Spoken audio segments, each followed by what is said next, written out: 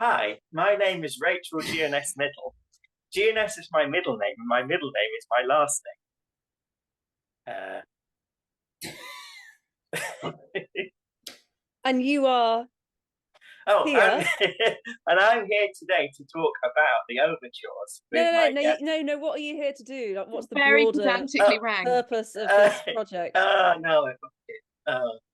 Shall we start again? We are here today on behalf of Forbear Theatre to explore the magic of the Gilbert and Sullivan operas by very pedantically ranking every element of them.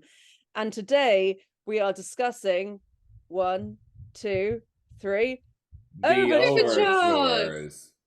I love the fact that that never works with this list because I recognize that these three people here, William Remmers, Leon Waxberg, Joanna Brabs, they are all very, very musical people. And you know, I am a musical person, but I thought I'm going to let them rank and score the overtures. But as an exercise for myself, I am going to predict what I think the list is going to be. And I am going to put that video here. So it is Saturday morning on the day we are going to film the overtures.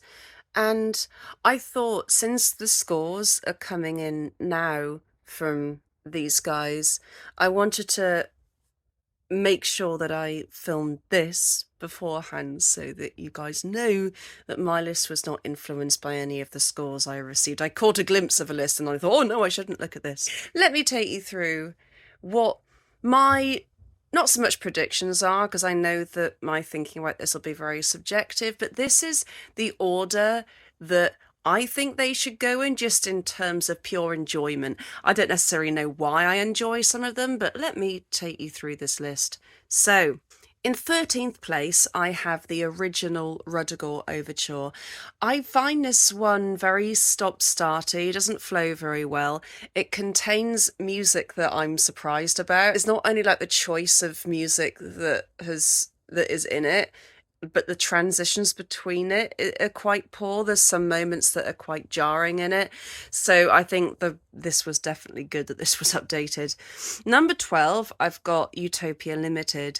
And interestingly, this is precisely the same piece that I marked super highly when I did my kind of uncategorizable numbers. Yawning! The other week, which I don't know if I'll have published by this point. But I love this piece. I think this piece is amazing, and it's perfect as a drawing room piece, but as an overture, I don't really get it. It's just one piece, it's just the same as the drawing room music, I think, and I don't really see the point of it, really. I don't know really how well it sets up the opening number, but I don't know. I just think it could have been... there could have been something a bit more interesting here. Number 11, I've given to HMS Pinafore. This is not an overture I think is particularly exciting. However, it does end really well. It goes up to a nice climax. I do think it is definitely structured in a way that some of the better ones are. And, you know, I'm not really bored during it per se. I just find it relatively underwhelming. Number 10, I've given to the MIKADO, and this quite similarly to HMS Pinafore. I like the structure of it. I just find that it drags in certain areas, and the amount that they used of The Sun Whose Rays, I just don't really think packs a very strong punch. I marked it higher than HMS Pinafore because I think that the way the transitions work are a little bit better, but I'm not crying. I just keep yawning. So don't worry, this is not making me emotional, the idea of MIKADO being this low. Oh. I'm fine. So, after MIKADO, so that'll be number 9, I've given to Princess Ida. It's, again, like, these are all quite similar. They're just... MIKADO and Princess Ida, they have this really slow section in the middle, and I think it's beautiful. I do love it. I know that Will loves this one. But I just don't really find it that engaging to listen to. It has a nice punchy opening, which I appreciate. I think I just don't like the way that it ends. I just think it ends in like a non-kind of fun climactic bangerific way. But I do think it is better than the MIKADO because it is just so beautiful musically. Next up, so number 8, I've given to the Gondoliers. It's great. It's fun. I like it. Is it one of my favourites? No. Number 7, I've given to the updated RUDDIGORE. I think this is so much better, this one. It really takes you through a journey. I think my favourite bit of it is when it transitions to that final ba-ba-dum bum-bum, ba-ba-dum bum-bum, bum-bum-bum-bum-bum-bum. Like, it's so exciting. I really kind of imagine in my head a kind of narrative of this when I hear it. I do think it's much better than the original one. Number 6, I've given to the Pirates of Penzance. I actually really love this overture. I think that it, especially the climactic ending, I think that maybe it didn't come higher because I don't find the start and the main body of it as interesting. Again, it does go very slow in the middle, which is not a problem. I mean, I think my favourite one has a slow section in the middle, but it doesn't inspire me as much. It's not as crunchy as some of the other ones. Then number 5, which is a bit of a surprise to me, I gave to the Sorcerer. I actually hadn't realised how much I love this one, but wow, it's just such a banger. It's so much fun. And the way that there's kind of counter melodies over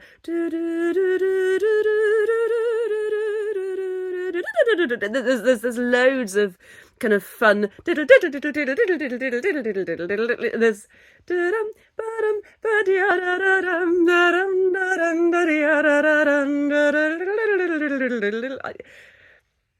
yeah, I love that. Number 4, I give into Patience, which is the only overture that I myself have conducted. It's one of these ones that where you keep getting these motifs that just keep coming back with that.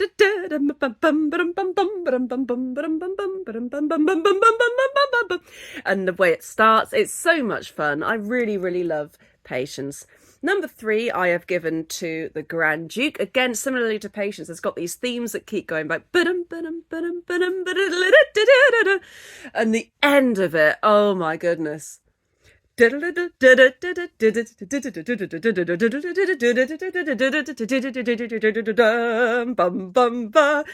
so good. I love the Grand Duke. Number 2, I've given to Yeomen of the Guard. I think this is just so good. Bum bum bum bum bum bum bum bum bum bum.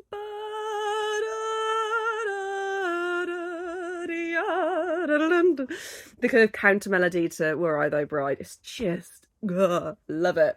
But number 1, of course, I've given to IOLANTHE. I think that IOLANTHE is probably most people's favourite overture, and let's see if I'm right. Let's see if I'm somewhere close, if my list somewhat matches up to what this final list will be. I'm definitely predicting that IOLANTHE, Yeomen and Grand Duke will be near the top, but I can't imagine they wouldn't be. What I'm just not sure about is this middle section. I have no idea what people think of the Sorcerer. I don't really know if people like the Pirates of Penzance. I don't know if I think that Will loves the Princess Ida one, but I don't know if the others will. So yeah, that's going to be really interesting. And it'll be interesting to hear their reasonings behind what they like, and I will learn a little bit about music. Wow, wasn't that good, even though those 3 didn't see it? So, would you all talk to me, maybe starting off with Will, then Joanna, then Leon, will you talk to me about what you think is good in an overture? Yeah. Oh gosh, overtures are great. And I've always loved the overtures, but getting behind the orchestra, getting to open up that show with the orchestra on your own feels really nice, and it's a really great moment. So I think I have a prejudicial view, Joanna might as well, MDing shows and feel like, well, this is like a moment where we're going to create a magic for the audience right from the beginning, using no words and hopefully just music Sullivan wrote.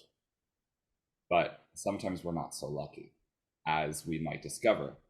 The overtures are not entirely written by Arthur Sullivan. They are sometimes deputized to his specifications, which may or may not have been stringent because we don't have all of the communication about it, and may or may not have been written very late in the game, not unlike Mozart. But Sullivan when he really went for it on his own, wrote the best overtures, which I don't mean to make it sound like the best ones are the ones Sullivan wrote because he wrote them. But I happen to find that the best overtures are the ones that are the most emotionally engaging and musically inventive and powerful and witty in equal measure. And he tends to have that. So I tend to like him. I like him. He's my favorite Gilbert and Sullivan composer. Joanna. Yeah, so for me, overtures, I actually only have conducted 2 of them myself. And one of those I'm really biased towards, considering how good it is. I love variety in an overture. I love especially when the orchestration gives like a special shimmer to it. Like when you get really interesting textures from putting instruments in interesting places. I love to hear that. I love a piece that flows as a whole, but also, you know, even if it's in big chunky sections, it feels like it's a structure that makes sense rather than an imbalanced structure. And yeah, I found that when I was listening to these, a lot of them I went sort of more with what I just love than what technically maybe is the best. I also wasn't working from the score, I was just working from recordings. So that just sort of, just going by ear made me go a little bit more sort of with my heart than with my head. But I also think the ones that I put at the top are the best ones. So yeah, love an overture. I haven't conducted any of these, and I haven't played in the orchestra for any of these, but I have played 3 of them in recorder consort. Not deliberately. It was always other people who say, looking through a box of music and say, why don't we do this? It's the overture from the Gondoliers by Gilbert and Sullivan. And I was like, ooh, I can play that. Let's play that. And so I have got a bit of experience playing them, like doing one bit of Pectorus Pinafore on a Soprano recorder, which sounded every bit as awful as you would expect it to. But yeah, things I like about them, it's kind of like an obvious thing, but I like it when he takes tunes from the different shows, which, well, he, Sullivan, or whoever was writing them, takes tunes from the different shows which are different tunes and mixes them together and moves seamlessly between them in a very clever, inventive way. I'm always down for that stuff. And also when it just like really sort of the music is chosen is very evocative of the show and really kind of puts you in the zone for that show, which a lot of them do that. A lot of the best ones certainly do that. So that's something I appreciate in them a lot. Yeah. How about you guys take me through the parameters that you've made for these overtures? Oh yeah. So we've got 6 parameters, which we came up with after much discussion, and we feel very happy with them. And they are as follows. Atmosphere. The atmosphere of an overture has a lot to do with the audience's experience sitting down in that theater, hearing the opening notes, and having something happen to the chemicals inside their body because of that atmosphere. I think we might have some parameters we judge differently. I certainly took this one to kind of be, does it have atmosphere? And do I like that atmosphere in as equal measure? Because there are definitely some I'd go, oh, well, that has an atmosphere. The atmosphere of a bunch of military guys saluting a young jerk who's getting married is an atmosphere, but I don't like that atmosphere. I don't want to think about it. So fine. Then we have bangerificness. This is if you're going through that overture and you're just going, what a tune. You know, it's just like, are the tunes banging? Are you rocking out? Because we all know that a lot of the GNS moments that kill, we keep saying that they're bangers. So this is if the overture is banging. If these feel like they could be very subjective parameters, I think that's okay. And because we have a large group of people discussing them, I think that works out fine. Then we have construction slash flow. This has a lot to do with the architecture of the overture and how it goes from one thing to the next. It could involve the transitions from piece to piece. It could involve the macro structure. Some of these overtures are in a sort of sonata form, like a medium section, a slow section, a fast section, or some permutation of that. And while there would be no definitive good construction, I think we all have overtures we think, the flow from that is very good. Lan was mentioning bouncing between different tunes. Sometimes those feel like, wow, I can't believe you did that. And those moments get a special credit. Or if you feel like emotionally you're carried from one moment to the next in an appropriate way, you go in that category. Then is a relationship to the rest of the show, which for me is a little bit dramaturgical, has a lot to do with the choice of songs and a lot to do with what those songs are in the show, when those songs appear in the show. For example, if a soppy soprano has a slow aria as the second number of your opera, I don't need to hear it in the overture as well in half of its entirety, though we can blame the 1884 revival for such choices. So sometimes the relationship to the rest of the show will involve, in my mind, plot.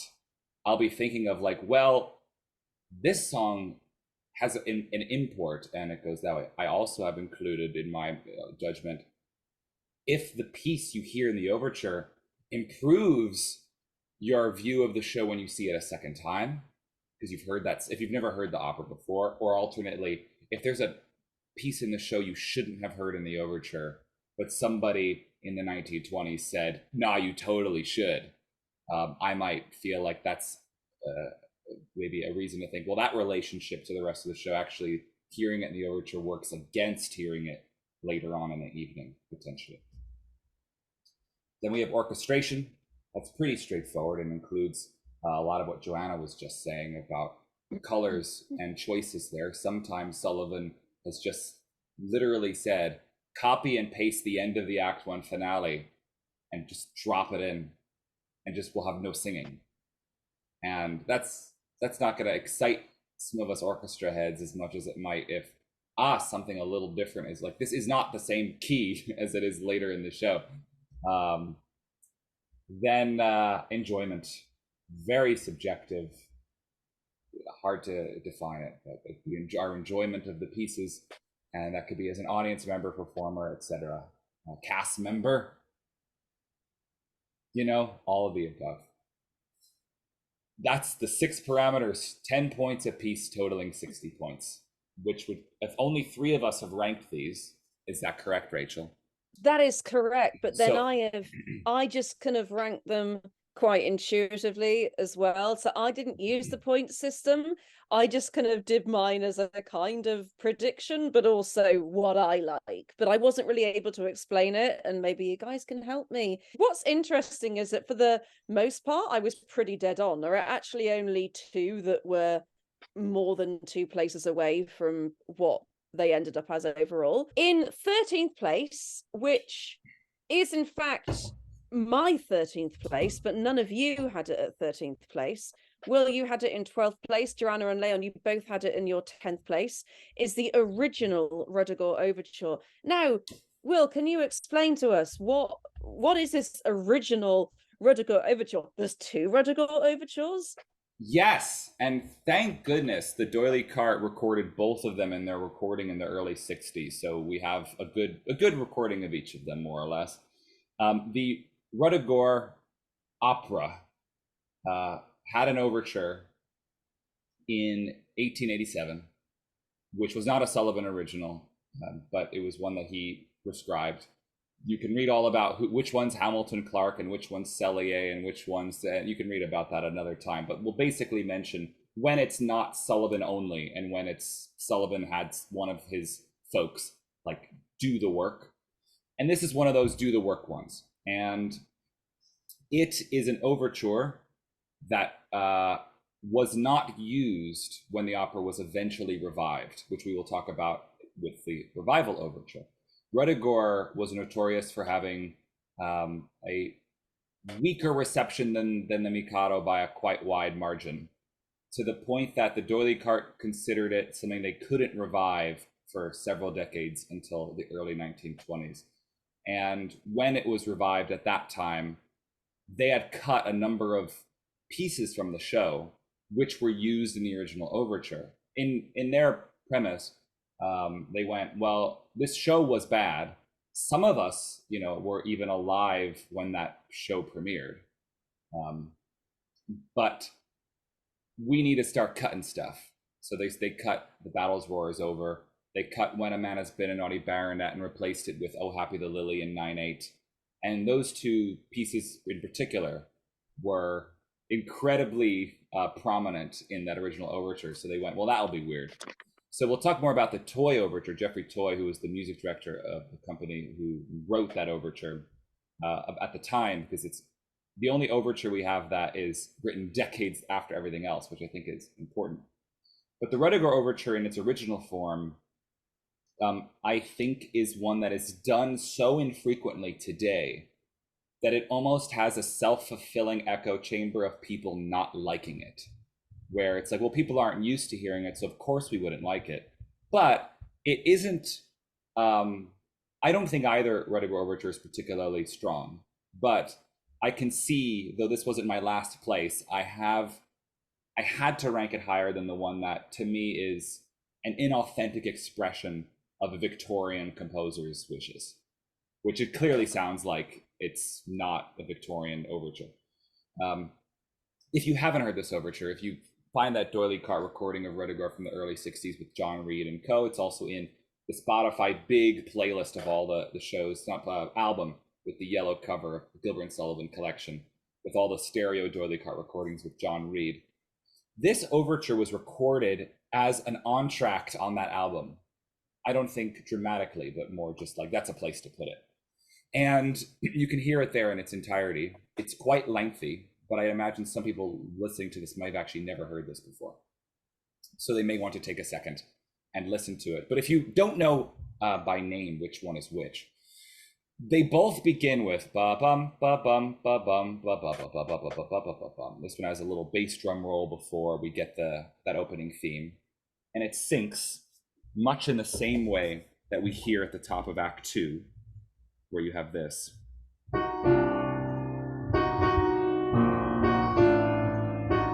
You're sneaking there like the Bad Baronet duet at the opening of Act 2. Then you've got, and where you might have had I Once Was As Meek, etc. You have this. And you have suddenly this lonely cornet playing the third verse of Despard's song, Oh Innocent, Happy Though Poor, which plays out with a slight melodic variation until the end. Whereupon we have,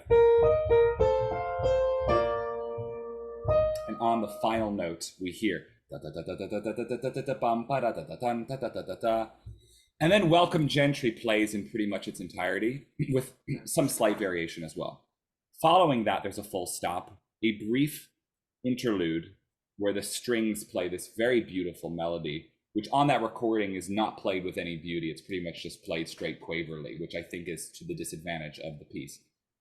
And then it gets from this interlude, which I give credit because it's the only part of the overture that's like really whole cloth, not from the show.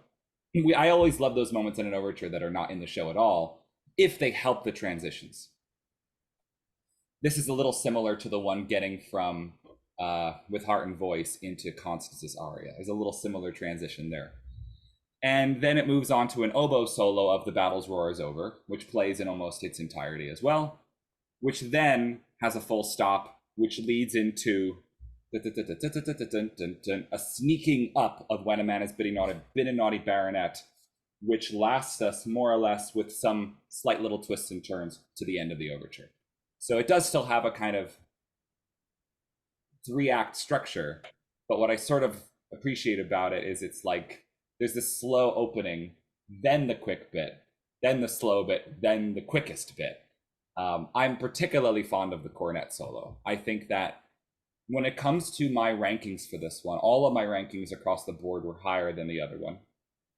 And I would say that Despard's theme in that lonely solo says something in a way that using when I'm at is bidding on a baronet doesn't. Maybe Battles War is Over is like, well, that's the pretty thing that should have the oboe solo, but it's not really that. That love story isn't super essential. And Welcome Gentry in its entirety is only exciting to me because I can hear the men singing the right notes, because they're orchestra members and not the male chorus. So when they sing da da da da da da da da da da, it's when you listen carefully, it's like, oh, those are the notes. However, it's on that, really creepy, isn't it? Really isn't it creepy. such a creepy tune when you hear it played by instruments rather than sung, even if the men get the right notes? Like, sorry to interrupt, but that's one of the things that I notice the most about it.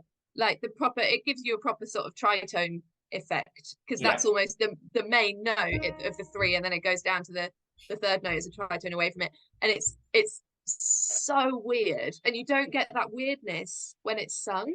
So I think that's like a big tick for this overture for me. Yeah, vowels are where the notes live, and if you're going, well, come on, Marillas, come Chloe, you don't get any notes. So I will admit, the doily cart recording of this overture, I feel like the power of a double chorus is that you hear both lines. And I will admit, you have to listen for that second line. You have to like actively listen. And I don't know, I think the orchestration, if I was conducting this overture, I would tell the players who have that line, like, don't be afraid, come out a little bit, because I think they're underpowered in the orchestration, but also in that performance. I do think that that transition coming out of the Welcome Gentry into the slow bit, which it's really quite stunning. If you listen to it on the record, you hear this melody that goes something like this, lots of sharps, and it's clearly something that should have some quaver rubato, da, da, da, da, da, da, da, da, da, and should phrase soloistically. It actually sounds and looks like, oh, that'll be like an oboe or clarinet solo, and it's actually tutti violins. It's like the violins together. And I could just see the MD when they were recording this going, well, this is a bonus track for this record. We're going to have a 30-minute session for an 8-minute overture. Let's just do this and keep it square. And I think when you listen to it, you can imagine it being a little more like that Constance transition on its best day, where like it's like a little more push and pull. And I think I give that a lot of credit. But yeah, the Gentry in its entirety is tough because the power of that piece is, I think, in hearing the people do it. And it's not like, it's almost like I almost wish it wasn't quite so long in the overture, because it is an 8-minute overture on its best day. I've not conducted this one, I've not conducted RUDDIGORE, but I will admit I'd probably just not use any overture to RUDDIGORE, because I saw a performance on YouTube the other day that the first act was 1 hour and 27 minutes, which is funny to me because there was a Facebook post the other day by somebody talking about Utopia being too long. That's like, it's got a 90-minute first act. I'm like, so first of all, so does every Broadway musical, but second of all, so does RUDDIGORE when, you know, a lot of the time. So I thank you for letting me bogart that space to explain this one, because though I've ranked it second to last, I do like it. Joanna, you gave a little cry of awe when it was last place, so you must have some passion for this one. Yeah, I think it's really sweet. The thing is, I think it's just, I think probably is that the only, like you say, the only recording we have of it is so gentle and straight throughout. Nothing much exciting is done with it, though I'm not sure it has the potential for much more exciting stuff. But it just all feels, to me, quite one note until the end. I love the end section because it feels like a theme and variation on When a Man Has Been a Naughty Baronet, which is so fun. I prefer that to the equivalent section of the Toye overture on the Matter Trio. I much prefer it, actually, because I think it's a lot more creative and interesting. But I couldn't, I was just judging by the recording, sure, but I couldn't give it much for atmosphere. I couldn't give it much for bangerificness. The construction and flow of it, it feels quite long, so I just gave it a very middly mark for that. And I gave it 5s for orchestration and enjoyment, just because there's so many better things coming up. But I think it's really beautiful in a gentle way, but it's like one note to me rather than the whole range of orchestral stuff. You're right about the theme and variation. It does feel a little more like we're getting a symphonic treatment as opposed to a like potpourri. And potpourri is a word often used to describe the overtures when you just take tunes in a row and you potpourri them and you're like, hey, here are the tunes. I'm reminded of like people going like, like here's the overture. Here we're gonna hear the tunes we're gonna hear later in the show, which to me shouldn't be the point. It shouldn't be like, oh well, we're gonna hear tunes. Like it includes the tunes, and you should give us actually a story of its own. Isn't that bit great where it goes? There's like this weird syncopated pair of chords, and then you get these sneaking little like, it's not at all a straightforward rendition of Baronet, and because we can all agree that that finale is the true finale of the show, then that overture, like cutting it as per Toye's reasoning is no longer relevant, because I think everybody does Battles War is Over for the most part. I think it's sometimes some people we know who do GNS believe they were alive 100 years ago and believe they are the stewards of an old tradition, and almost feel like, no, we have to do the same cuts that somebody who did it after Sullivan died cut, because that's the true way, that kind of thing. But some people don't do the Baronet ending, which is I think always a shame. And I think there's a value to like it being the finale, because a lot of times the overture is playing something we're going to hear in like 2 minutes. So how great to hear something we're going to hear as late as possible, and that will be the catharsis of the show. Leon.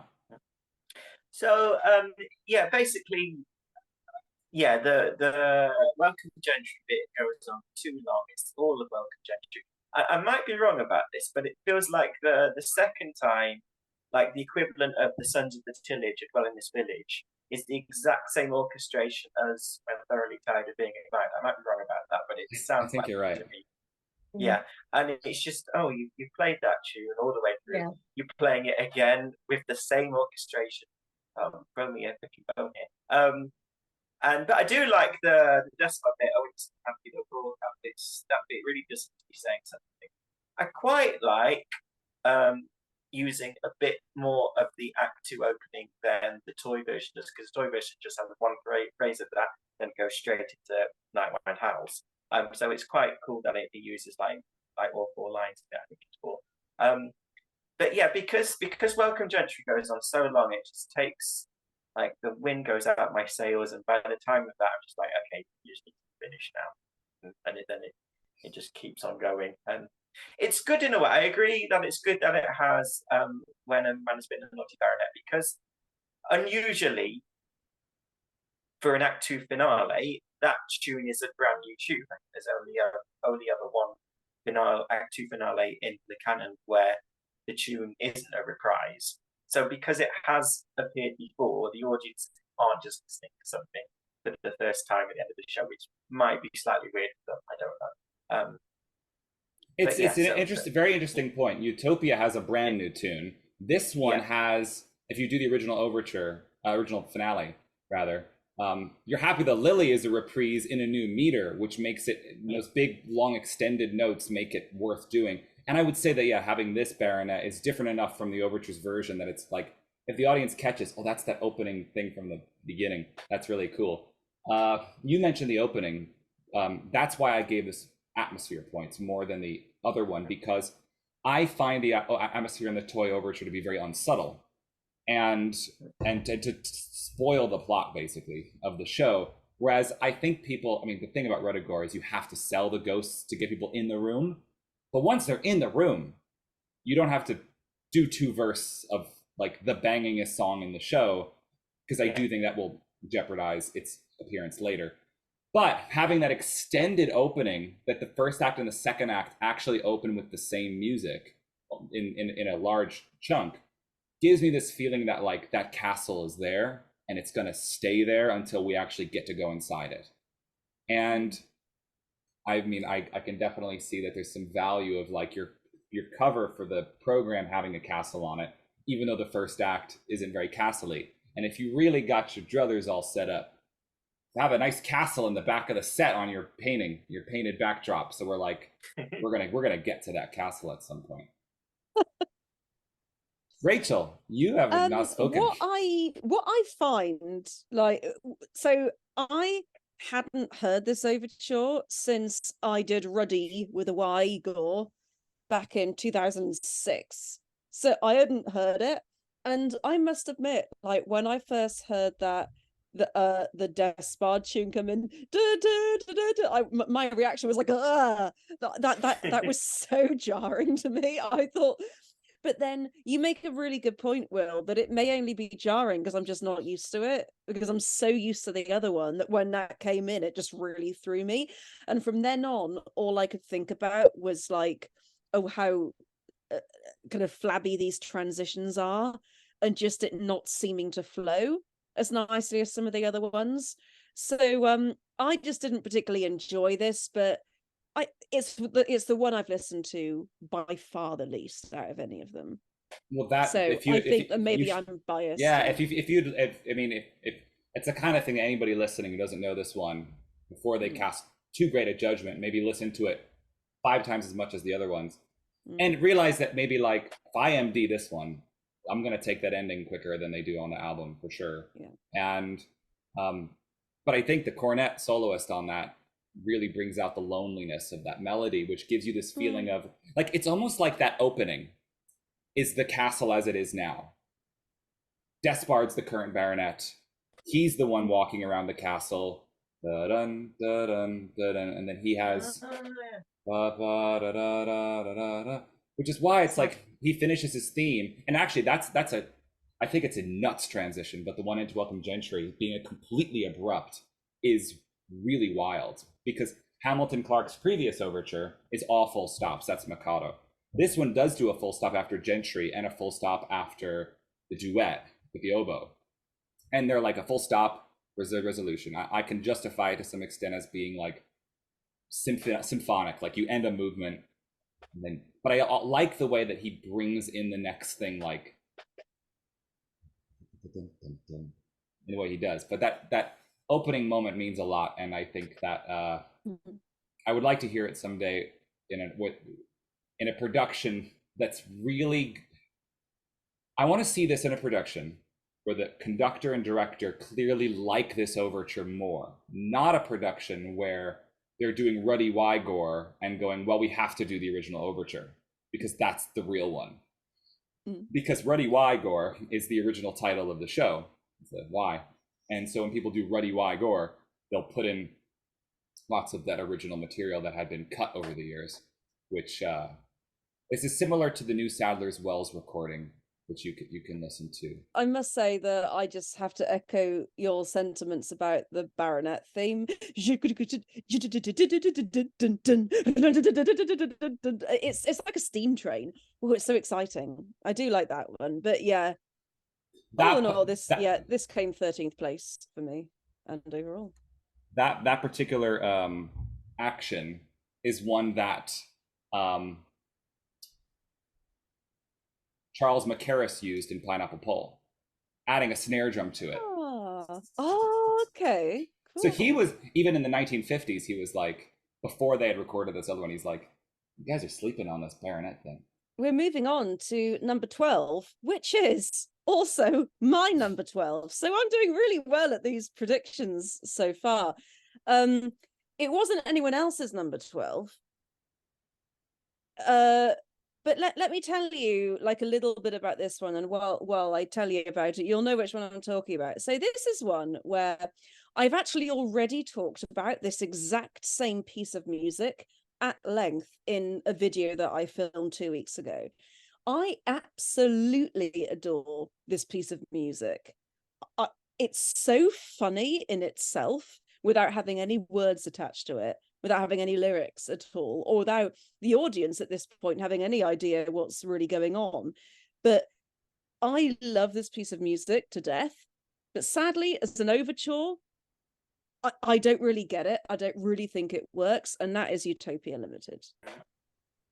And this was actually Leon's worst. Leon, perhaps I think Will's cross with us. So like Leon, perhaps you can kick us off with why this is your worst, Leon. Okay, so it's the drawing room music. To me, the drawing room, it's it's like a pretty piece of music, and it's nothing else. There's no other tunes from the show at all. I don't think there are. It's just the drawing room music. False. Is that wrong? Sorry. Okay. Yeah. Hey, I thought it's just the wasn't sure. same. No. Oh, Yeah. oops. Ba ba ba ba ba ba ba. There's a whole thing before, which is only in the For like overture. 30 seconds. But Yeah, but those are Okay, but it's not from another bit of the show, is it? It's not like someone's aria or something.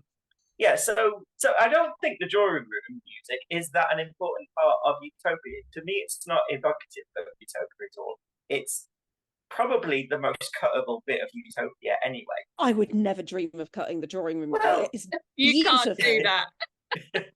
Okay, Are you kidding well, me? Oh my god. I don't know what. I'm not saying I wouldn't have no idea what I would do if I was directing Utopia. I've never directed anything, but I haven't thought about how I would cut it. But I wouldn't be, if someone said to me, "Why don't we cut that bit?" I'd be open to their suggestion for what we do instead and how we cut it, because it doesn't do much for me. I think it's padding, really, and it's just not. It doesn't. Like nothing about, like we talk about in previous videos about how some of the shows have like soundscapes, and I'm not sure how much Utopia does have a soundscape, but if it does, this isn't an important part of that soundscape. This piece of music doesn't make me think Utopia. It's just a bit of music that happens to be in Utopia, and it doesn't get me in the mood for Utopia at all. It's just a pretty piece of music, and it's not. I gave it 1 for bangeriness. It couldn't be less banging. And it doesn't I didn't give it much for atmosphere either or enjoyment. It does so little for me. So it was way down the bottom. It was quite a lot short of my next worst, to be honest. Joanna, you gave it 9th place. Mm-hmm. So you like this one quite a bit better than Leon, and better than Yeah. 4 of the other overtures. I think it's beautiful music. I think it's super boring compared to like every other overture. I think it's beautiful, but you know, what is it up against? Loads of great stuff. I wrote some lyrics to it though, if you want to hear them. Yes. Yeah. It's like this. Beautiful and elegant and boring, elegant and boring, elegant and boring. Beautiful and beautiful and elegant and boring, elegant and boring, elegant and dull. This is beautiful and boring. It's very boring. No, sorry. No, yeah, that sort of thing. We get And then coming out of that section is pretty. Oh yeah, it's very pretty but very boring. This is beautiful and boring. It's very pretty but very dull. Pretty, pretty, pretty, boring, boring, boring, boring, beautiful, etc. And those 3 words just sum it up to me. I think it's beautiful. I think it's elegant. I think it perfectly, actually, I disagree with Leon. I think it's perfectly essential to the Act 2 scene. Because it's just like perfect, like elegant English music, sort of lacking all the soundscape that you get, for example, in number 1 of Utopia. I think it's in stark contrast to that. And that's why I disagree with the same guy who we talked about said Utopia was 90 minutes in the first act and that was a problem. Also said that he thinks that the overture is better than people give it credit for because it is a nice setup to the mood of the first number. I totally actually disagree with that because I think it's in stark contrast to it. So I think it doesn't naturally flow into it for me because it's a different sound world intentionally. It's an English sound world and the other is a utopian sound world. And I think that Sullivan's really well written and distinct from each other. And so I don't think actually it works as a nice flowing introduction going into number 1. But I think it's a beautiful piece of music. But I mean, there's not much variety in it for me, and there's more variety, and I value variety. Sorry, Will. This was my 9th place overture. Hey, it was your 8th place according to my list. Well, that is accurate. On Excel, your first row is in a row, so you have to not count that one because it's whatever your parameters are. This is not an overture; it is an introduction, and as an introduction, I think we have to treat it slightly differently. Some people have written their own overtures to this that are too long, and that's defeating the purpose.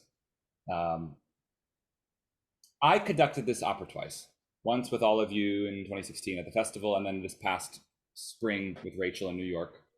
And I enjoyed it the first time, but the second time I really enjoyed it because in the production, we had just come back as an opera company. We hadn't done anything in 3 years. We did a funny little Beatles opening number as like a warm-up act. And then I'm like, all right, now let's start Utopia Limited. And I'm on stage in costume. I turn around to the orchestra and we just get that ba, ba, ba, ba. And I'm conducting that overture in full view of the audience. It's the one moment of the entire production where there's no one on stage. And we didn't bother to set up lights because it was a concert production. So we didn't go into black for the overture. And I had this total feeling that like with everybody watching the orchestra do that overture and treating it like a piece of music, I had a lot of textures and things I was bringing out that I would usually do. I felt like the whole room was like in on that introduction, or like, okay, so this is Utopia Limited, huh? And little things like the B section where I was able to like band lead it and not conduct it. And I was just giving the brass blah, blah, blah, just making sure the strings had their offbeat pits, little swells, treating the first violinist as a soloist when she moves over to those sharp notes that come out of nowhere right before we go back to the recap, bringing in the crash cymbal when its moment happens. That whole suite felt so nice. Like it felt good conducting it. And one thing we did in Act 2 is we did actually cut a slight amount of the drawing room because it was only semi-staged. And it meant when we came back from the B section, we went so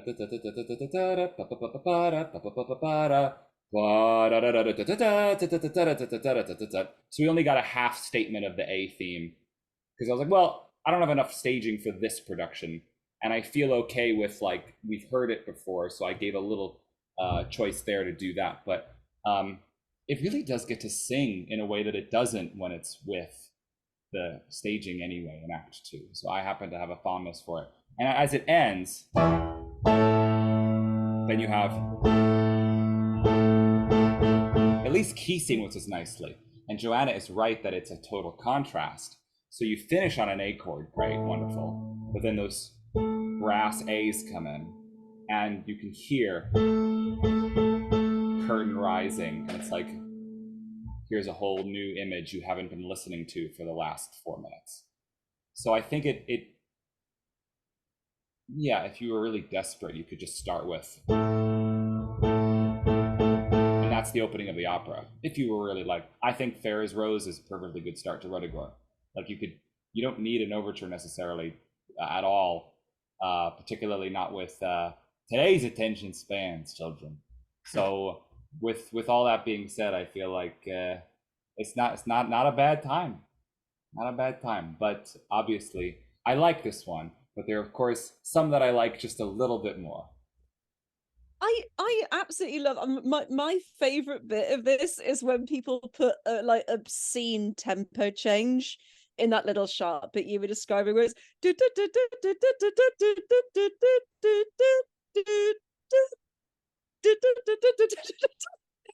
there's something like inherently really funny about that to me. Then it's really funny to me, and but the thing is, it's funny to me when I'm thinking, oh, you can do business in the drawing room, but as an overture, I'm not quite sold on it. But that has definitely helped me. I do feel a bit better about that now.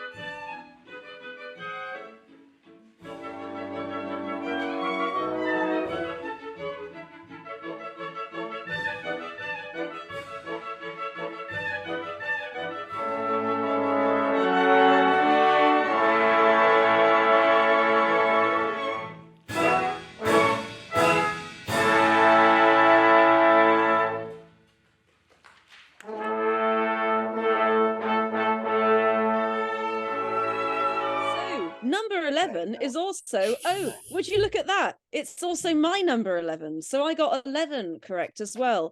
You're But nailing this. I am nailing it so far, but then I proceed not to nail it. So, but just those bottom three, I got dead on. And also, Joanna and just Joanna also had it as her number 11 too. So Joanna can share in the bounty of our correctness.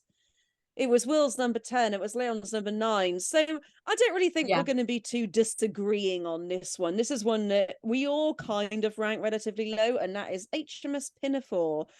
Would you like to kick us off with this one, Joanna? Yeah, sure.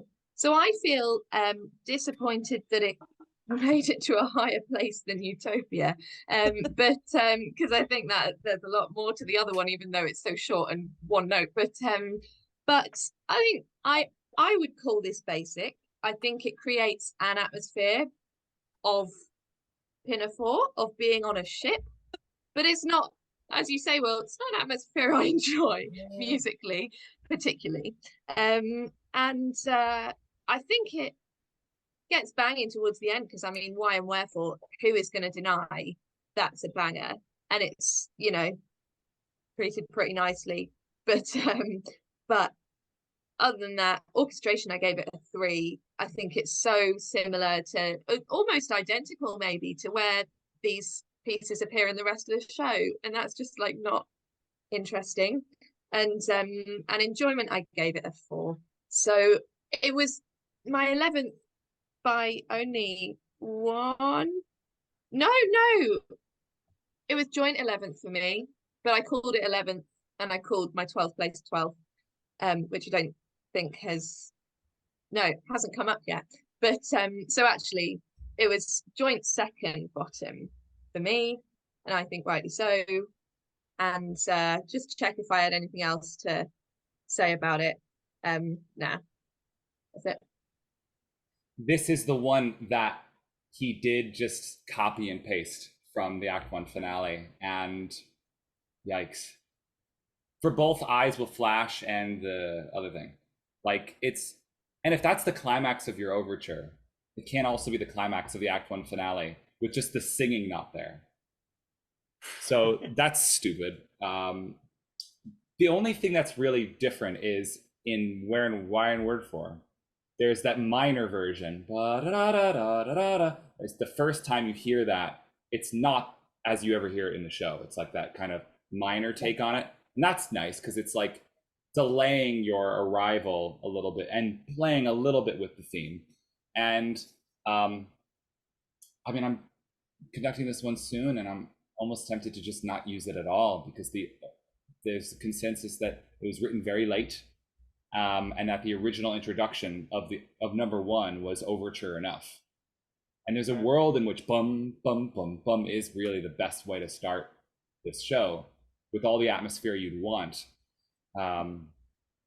But and also, again, it's like this duet as the choice for the slow middle bit with the solo is not one that gets me. So I feel like the choice of tunes, the relationship to the rest of the show, I feel like is especially weak. It's not an overture that I usually like until the final section, where I feel like you might get some really nice colors out of the fast rolling jalopy orchestra doing umpas. Leon. Yeah, so like it's as you both said, it's just a bit basic. It's not very interesting. And there's one bit straight after refrain audacious guitar slow bit, it just goes block, and that just is like not a very good transition. I don't think it's just, oh well, we finished that bit, let's just play these 2 bars and then start the next bit. It's just it's kind of a half-assed job, isn't it? It's not.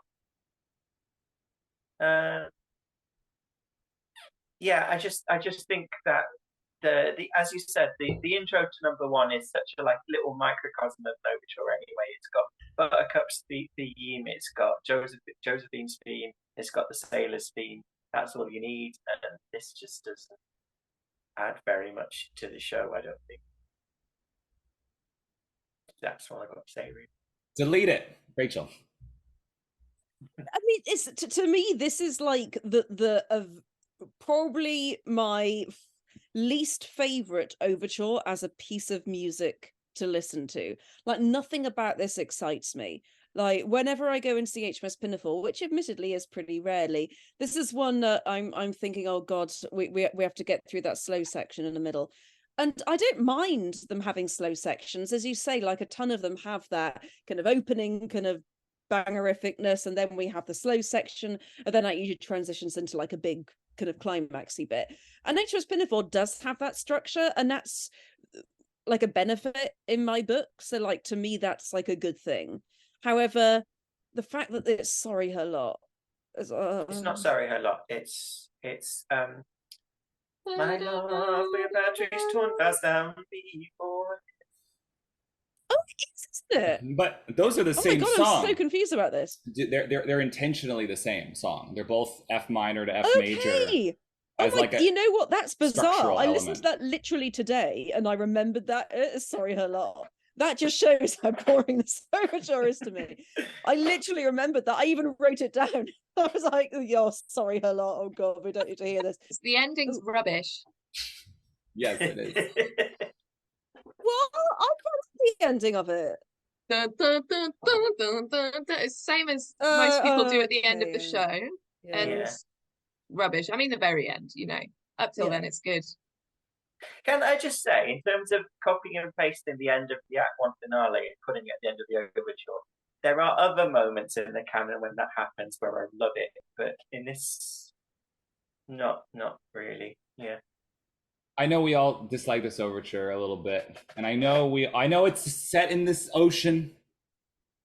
I think we're all especially salty about this one, to the point where it shouldn't be Sorry Her Lot. It should be Sorry Her Lot's wife. Yeah, that's covered. Yeah. Right. So we are moving on to number 10. And number 10 is actually my number 7. So yeah, I bungled that one, but not as much as Leon. It was his number 3. Yes. Oh, great. Okay, I see. So number 10 overall is Leon's number 3. And that one is the revised RUDDIGORE overture, the Toye overture. So Leon, can you explain to us how this got to number 3 for you? Like, I know. I was thinking beforehand. I was just assuming I was going to say, this is rubbish. This is like, what was he thinking? And the original one's much better. And I was listening to it with headphones, which is the first time I'd ever done that. And I was like, no, this is absolutely bagging. I love it. And I get that it's not Victorian, it's not authentic, but it's got so. I gave it 10 for banger. Did I give it 10 for banger? I gave it 9 for banger, and that really boosted it. It's just, when Nightwind Howls comes in and there's all the flutes doing cool stuff and there's all this cool orchestration doing all the stuff that Sullivan would never written, I think it just sounds ace. And then I like the bit. I particularly like the bit as well when it's doing the Matatria stuff, and then Dick Dauntless comes in with his tune, and then Dick Dauntless. That's my favourite bit too. And then even better, Dick Dauntless's tune becomes the hornpipe, and it's like yes, give me, yeah. I love this. It's just, and it just brings a smile to my face. I really enjoyed listening to it. So I gave it really good marks, and it ended at number 3. Even though I completely get it's not authentic at all. And Toye just said, well, what should we do? Let's just pick the best tune and put it right at the start. That's what we're going to do. And that's kind of, I get why that's artistically bad and stuff. But it just rocks. So it just gets. Listen, when I was 18, and I was young and impressionable, I really liked this overture a lot. And I will say that I was shocked to see it be my last place because I was like, no, I wasn't shocked, but I would have been shocked 10 years ago. And I would have said, that's unusual. I'll tell you this, if I had to do RUDDIGORE tomorrow and they said, which overture are you using? Like, the answer might not be the other one. The answer is not this one. Like, I'm not going to conduct this overture at all, ever in my life, for any reason. And I think that yes, I've mentioned already, Night Wind being at the beginning. Can I just confirm that this is the one you gave a 12 to overall? Correct. Out of 60 rather. 60, Would you like to hear my scores? Yeah. 3 for atmosphere, because again, it's spoiling out the gate, that first thing, which is a take I heard when I was 18 by someone I don't care for too much. But as I've grown older, I've gone like, no, I could disagree with that person on everything else. But I agree that if Sullivan wanted us to hear that at the top, he could have said that's the one. Like, I feel like if he was prescribing the tunes for the other overture, he was being a bit like, well, I don't want to use that. I don't want to use that. I guess we'll use these. Maybe it's not like a great motivation, but it's clear what he didn't want. Bangerificness, yeah, 4, sure, there are tunes in it. Construction flow, a 2. I think that the getting out of Night Winds is rough. Is that really bum bum bum bum? Then the bum bum bums come back, and then and then that going into I Know a Youth, which is slow. Oh yeah, that bit's lame. And we're gonna hear it in 2 minutes. Like, we're gonna hear it in 2 minutes, and then we get to the final section with Matter Trio and the hornpipe and the Shifty C and all of that. And that just feels so much like that's potpourri. That is just, here are the tunes in a row. I gave it a 1 for relationship to the rest of the show, a 2 for orchestration, and a 0 for enjoyment. Because I hate this overture. It's so stupid. And yeah, that final stretch, I hate that. That's stupid. And then the stupid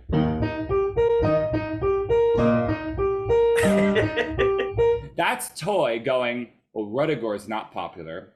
This revival is going to change the game. Let's do PINAFORE. We'll trick them into reminding them of a thing they like. And yeah, I don't know, like the fact that Shifty C, hornpipe, I Know a Youth, they're all in the first 30 minutes of the show is terrible. That is so bad. That makes no sense. And as far as oboe solos go, that's the worst one. We should talk about that before we move on to the next one. But Rachel, Joanna, who's got something to say about Jeffrey Toye's Broken Toy? Yeah, I mean, We'll just put a broken Jeffrey Toye.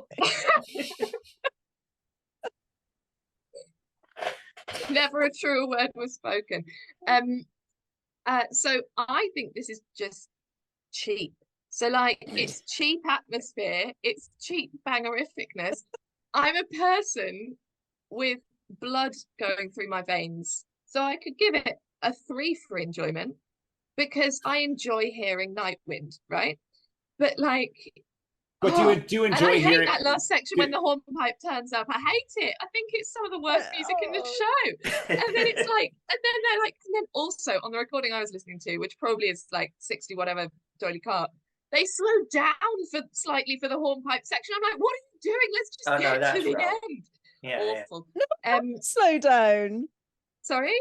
I like the slow down. Oh man. God, it's weird. I love it. I'm like, slow down for music I like. I marked it too highly, but the thing is, I was trying to like purely be like, yes, it's got atmosphere, even though it's cheap atmosphere.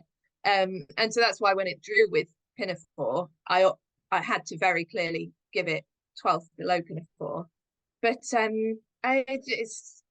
it's just like you say, it's just trying to capitalize on selling the show to people in the overture, which if their bums are in the seats already, why do you have to do that?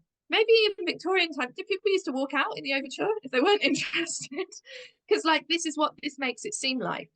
Well, you know Because what? otherwise, why is it like this? It's rubbish. Also, the transitions are awful. Sorry, carry on. No, the famous quote of like, "Give us back the Mikado," apocryphal or not, from the gallery after RUDDIGORE opened, maybe didn't happen during the overture.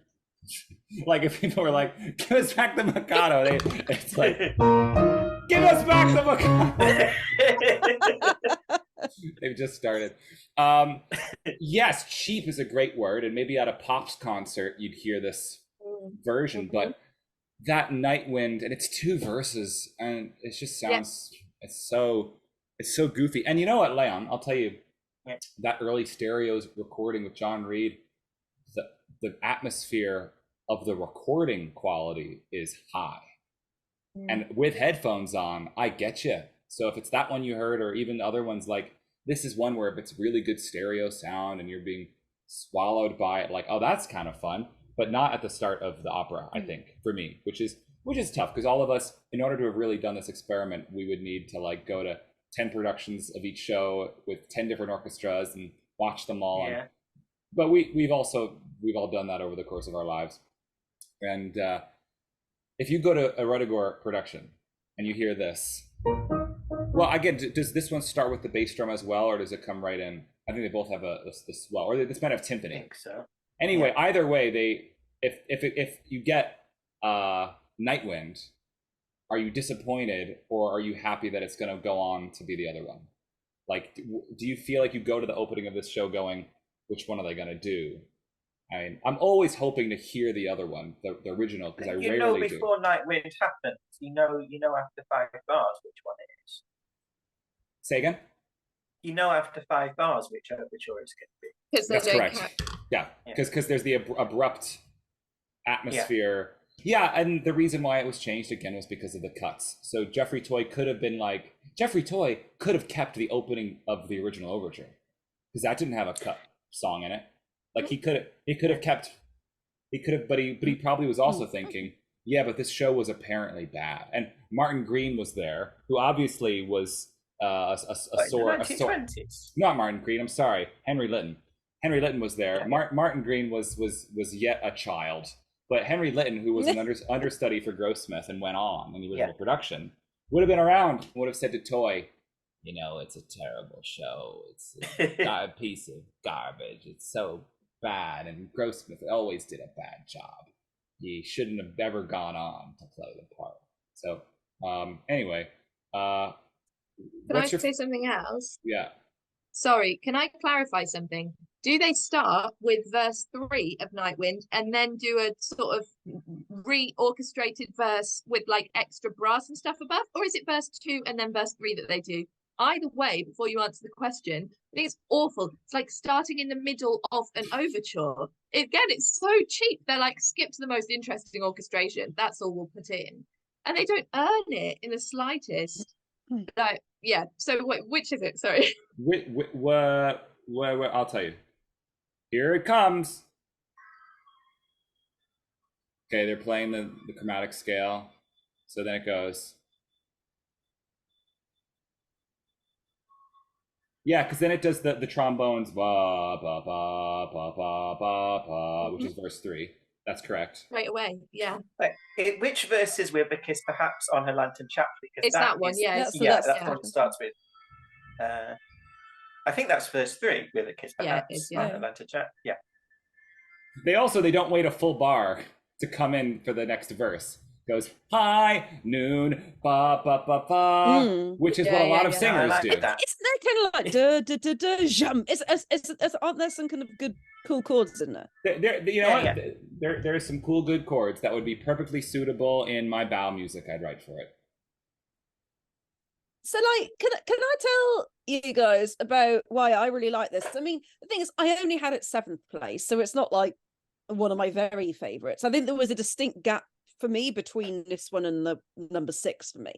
But for me, when I was planning my 2015 production of RUDDIGORE for 4 Theatre, that was the first one I did, and I originally planned the show to be loads darker, And I even had a whole planned, like, choreographed routine that was going to happen with this overture. And I've listened to this a lot, kind of like imagining like what story I'm telling. And to me, the story kind of flowed quite nicely just from this idea that we are seeing how this whole situation got set up and why the characters are what they're doing today. And I can't really remember exactly like how it went, but I know that it certainly started off with like a big bang, because we were like showing people this opera, like the story comes from this history of a great deal of suffering from like a good deal of people, and this is a really fraught environment. And imagine if it was a film, it would kind of dissolve and fade away, and then you just see Rose, and she'd be very, pretty and calm, and it would be suddenly her and Robert and their story, and then you get to like see the bridesmaids come on, and then Zora falls in love with Richard before he goes to sea, and then they're about to get married and they're walking down the aisle, and that's like and that's to like Matter Patter, it's all grand, but then suddenly you hear the hornpipe music come in, and to Dick Dauntless that's like, oh, the sea is calling me, and he just like pisses off. And they're like, what are you doing? What is going on? And then it kind of ends in like chaos, with all the bridesmaids going, what's happened? And Zora's like really sad. Because if you remember in my RUDDIGORE, Zora was actually quite like a big part. I gave her a lot of extra stuff to do, but that all came about from me imagining me like trying to give every character in the show, like every person on the stage, like a part to play in this story and this like tapestry. And I don't know, to me it's just always like being quite vivid. Like this overture is created vivid pictures in my head, and for that I do like it. I've done a production where we had a whole spiel in the overture, quite a lot like what you said. It started with Roderick on stage, and he threatens Robin, who goes off to Rosemary's cottage and kind of hangs around outside for a bit, and then Richard Dauntless comes along with the bridesmaids in that bit. Well, a lot of the stuff that you said. So yeah, I think something about this overture is quite good for storytelling, actually. Yeah. Also good for storytelling, the Act 1 of RUDDIGORE. that you can see the characters get introduced in the order in which it was planned. Very good. Yeah. So moving on to 9th place, and in fact only Will got this one right, so Will ranked this one in 9th place. I had it as 8th place. Joanna, you like this one quite a bit more, so perhaps you can kick us off. And Leon, this was actually your number 12, so Leon and Joanna, you're the big divide here. And this one is the Gondoliers. Oh wow. So perhaps where is my number 13? Yeah, we've not had Joanna's number 13 yet. Guys, come on. That is not better than this. Well, apparently it is. Wisdom of I was Crowds, surprised Joanna. I put this very low, but I did. I totted up the scores and then I added them up, and I was like, oh wow. Why did you think it was going to be higher than it was, Leon? I don't think of it as being that bad a piece, but then it got shockingly low marks. So I would like to hear Joanna's rankings one at a time, and because Joanna is the Gondolier's head in my life completely. And you and I listen. I like this. It's an introduction as well, not an overture. So I like this one. It is cool. I want to hear Joanna's marks and talk us through a little bit of how you feel. Yeah. So this was overall my number 6. I gave it 41 out of 60. I don't think it was a draw at all. No. I gave it 8 for atmosphere. I think you hear those chords at the start and you go, we're in Italy. Like, I think it's just like pure, everything that's great about the Gondoliers is in the first few bars and it draws you right in. It's great. For bangerificness, I gave it a 7, more for the first section than for the last section. I don't mean the added last section, I mean the gavotte. For construction / flow, I gave it 5 out of 10. I think the flaw of it is that the last section goes on for too long, not doing a huge amount, not achieving a huge amount.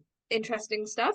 And relationship to rest of show, I gave it 8. I think it's nicely balanced in terms of when you next hear things and what they say. Orchestration is 6. It's not very different, but it's really beautiful. It's shimmering, but mostly because those pieces also shimmer where they're in the rest of the show. And for enjoyment, I gave it a 7.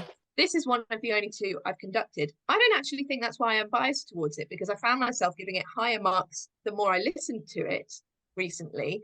At first, I was like, do you know what? It's only okay. And when I conducted it, my poor, innocent 21-odd-year-old self put in the extra, you know, the cachucha at the end, which I wouldn't do in hindsight, but I thought you needed applause, you know, at the end of an overture. Yeah, so I really like it because I think it just shimmers, but it's not massively interesting with what it does with the shimmery music. Yeah. I think so. I enjoyed conducting it last year when we did it, 2022, and because I had not conducted it before. I gave this a 7 for orchestration by virtue of the fact that Sullivan wrote this one.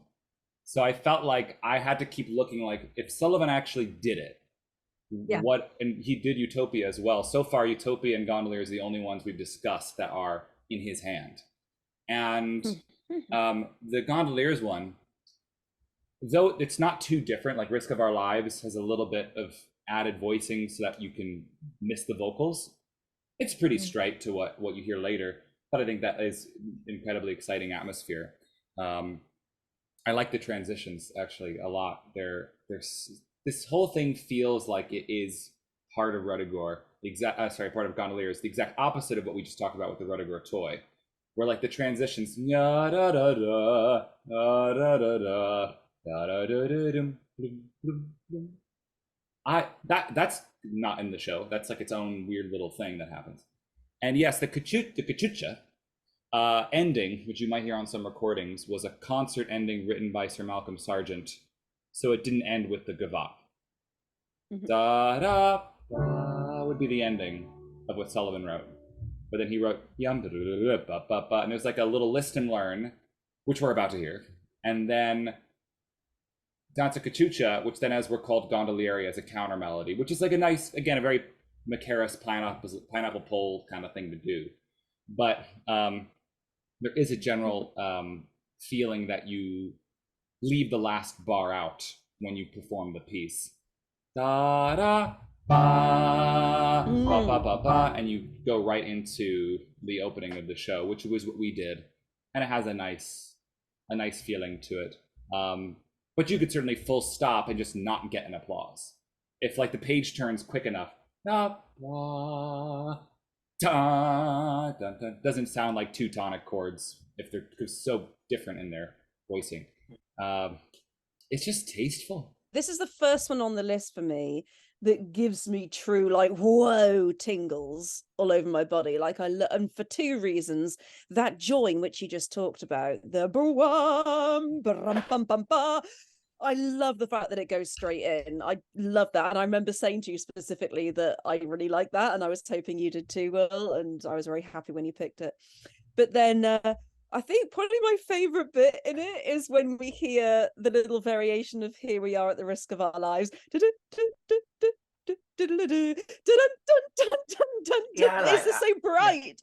I just love how bright it is. I think the only reason I didn't give it a higher mark is because it doesn't have like a truly kind of awesome chaotic ending like some of the others do, but it's sparkling and shimmering, and I love it. It gives me happy tingles. If we think about this and Utopia, there's an aspect to where the overtures being a little more subdued is essential to the construction of the rest of the piece. Like not doing everything nuts right out the gate is actually kind of like we never want to have go into this saying the rubric for an overture is it must do this, like it must end on a high note, there's nothing needs to be anything.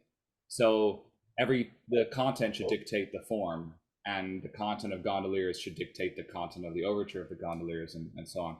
I think it's actually kind of nice to hear Risk of Our Lives without the singing.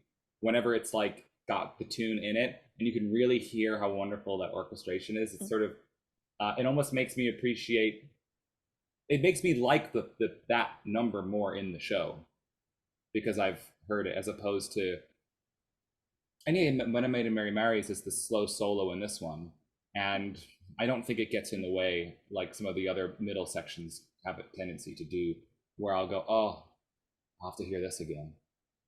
So Leon, what gives?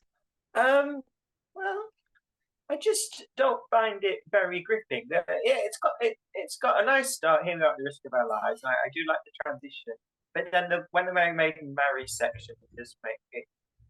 I just here we go, and then the gavotte doesn't prick me back up. I'm just looking at the piece in itself. I appreciate that it's a good precursor to the opening, absolutely, and that if it did have a banging ending, that wouldn't be very good for the opening. And I'm not saying that I prefer the Sargent version. I don't really. It's just one. It's three sections, one after the other, and then it finishes, and it just doesn't grab me much. I think really the gavotte is just a bit. I think having When a Merry Maiden Marries and then the gavotte, two quite low key things in a row, and I'm just a bit bored by the end of it. The gavotte, the show starts and it's great.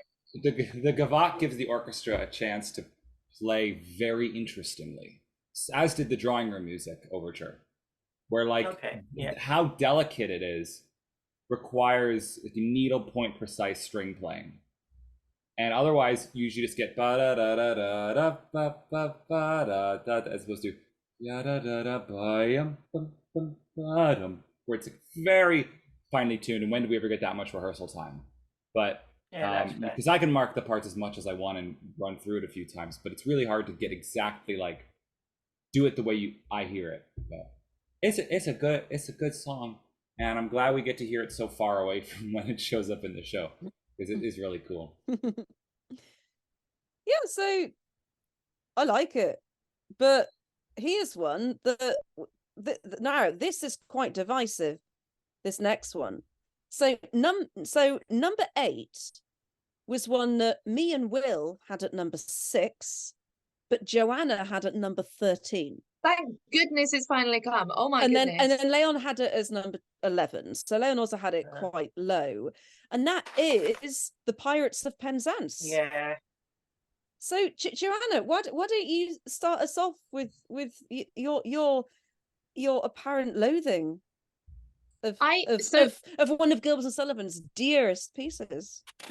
So I wouldn't have said I hate this. Seems like I hate this, judging by the fact that in our last video I also put the Pirates Act on finale last. Don't hate the whole show. But if I didn't realise we could give zeros, could have given it 0 for atmosphere. Atmosphere, I gave it a 1. Aww. I think it is the worst first thing to have to hear in a theatre, like ever. I think it's so unatmospheric. Here's how it always sounds to me, no matter how good the conductor is. Da, da, da, da, da, da, da, da. Actually, interestingly, the pickups are semi-quavers, right? In the overture, when they're quavers, when they're sung. Is that right, Will? The pickup is a crotchet at the very beginning, and then I don't know, because listen, I have a weird thing that happened to me where I'll tell a story about it later, but I conducted this in 2, so. I'll explain why later. But okay. Anyway, I think it's such a dead opening. I think it's dead. I think there's no life in it at all. Interestingly, last time, I think this is the last time I did. No, second last time I did Pirates, before we did it with the Bear. When I was in the chorus of the National GNS Opera Company, Andrew Nickling conducted it, and I don't know if he wrote it himself, but he put an extra opening on that was a way away. And I to be honest, I hate the opening of Pirates so much. I preferred it. And then it went into Cat Like Treads, etc. Because I just think it's dead. Anyway, bangerificness 4, because I never particularly get into even the last section. I think the joins aren't particularly good. And relationship to the rest of the show 5, just like middling, fine, but not particularly cleverly picked, I think. Orchestration 4, I think it doesn't shimmer in the slightest. Enjoyment 2. I'm just like, it doesn't do the slightest thing for me. It leaves you cold. Exactly, it leaves me cold.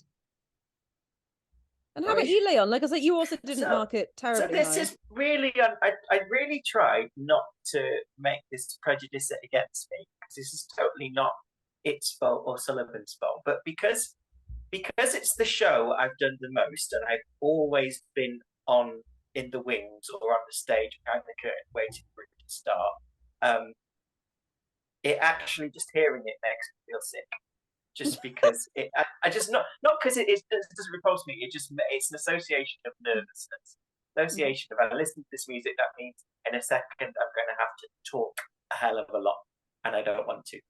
So that's what it does for me. But I've tried to judge it on its merits. I do like Cat Like Tread in the show is a banger, but in the overture, it's really not a banger. I don't know if it's to do with the orchestration, but it just does not bang in the overture, even though it does in the show. And then the Leave Me Not to Pine section is just boring as anything in the overture. It really is in the overture. I don't like it in the overture. I do the last bit where you've got his first rate opportunity, then Let's Go Tread the Measure, then Paradox, Doctor Divinity, here we first rate opportunity again, Let's Go Trade the Measure again, and then there's quite a clever bit where you've got Beautifully Blue, the Sky, a Paradox. A Paradox is a bit tacky, but I do quite like that. The way that whole section is put together is quite good, but it's not amazing. And it's quite long. The recordings I was listening to, this was the longest one by about 5 seconds, but it was 8 minutes, and none of the others were. They were all just under that, or quite a lot under that. So yeah, it loses so much with the not very good version of Cat Like Tread, and then sending me to sleep with Leave Me Not to Pine, and the last bit of it can't make up for it. And also, I don't know, because I like feel like I should have the same prejudice as you, Leon, because this is the one I've been in the most by. But you're not in the wings at the start, are you? No, Yeah, that is true. different. That is true, but I have had that experience with a later one, and I would actually count that as a positive experience, but I'll get into that later. Okay. But as you were saying, like that last section, I happen to love Leave Me Not to Pine, so I think that's beautiful, and there's some extra orchestration, I think, which kind of spices it up a bit, which I like. But that last section, the way it keeps kind of making you think it's going to do the climax, and go, oh no. Yeah, that's quite good.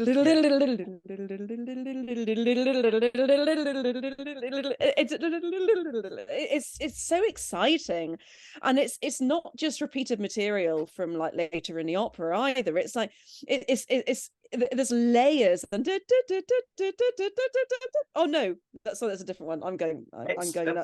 I'm confusing it with the sorcerer, but like there's but there's definitely some kind of cool layers with the Paradox song and the end that you were just talking about, and I love that. I love all of that. I find it so cool. And then the big ending, which is, I know it's the Act 1 finale ending. I know it's nothing new or exciting about it, which is why I put it in 6th place as opposed to anything lower down. But Will, why did you also put this one in 6th place? I've conducted this one the most out of any of the ones in the shows. I'll tell you the story about why I conducted it in 2. So I conducted it as my conducting debut, and then I conducted it again a few years later for another group. And the director, with whom I struggled, said to me, "What are we going to do about the overture?" Well, what do you mean? He's like, well, I can't have people sitting in the audience while nothing is happening. What do you mean? Oh, I was listening to the recording and it's like 8 minutes long. I mean, I can't have them sitting there any more than like 2 minutes tops. And I went, where was this place? I went, if you know, you know.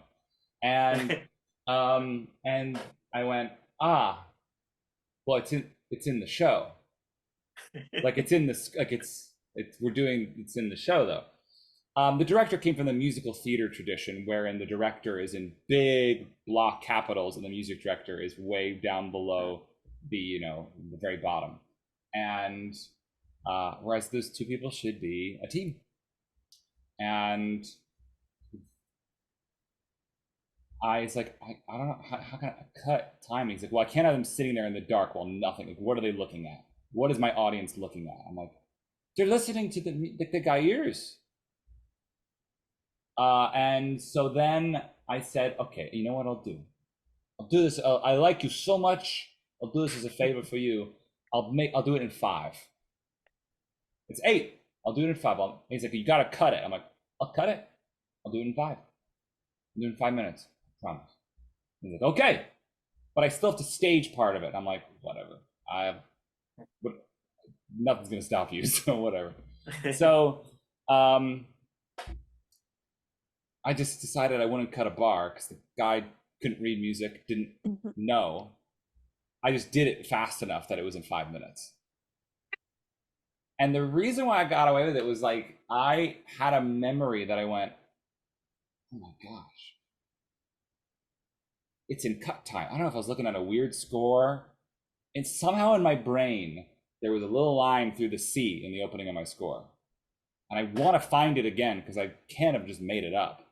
But of course, every time I look at it since, I see a nice big old comment time. So it would be. But I'm in 2.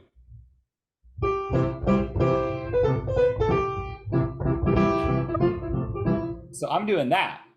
And that gives you, when the happens later, it goes. The cello and the clarinet are doing those offbeats. And then we have. I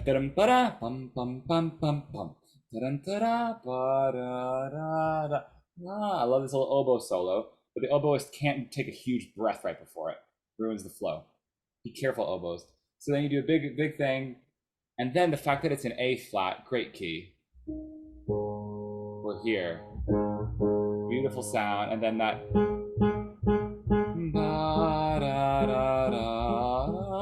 I still can do that slow. My usual rule is fast, slows, very slow. People have often said, wow, you conduct too fast. I'm like, listen to the slow scenes. And then listen to a D'Oyly Carte recording of those same slow, tender moments. Just hear how fast they do them. Like, they don't want to feel the feeling bits, and they don't want to zip the zip bits. And if you make contrast, you really should feel it. So I get a nice. Then the bassoon. I always love looking at the bassoon player for those last 4 notes. La, bum, bum, bum. No pause. Just hold that note, and then this tempo.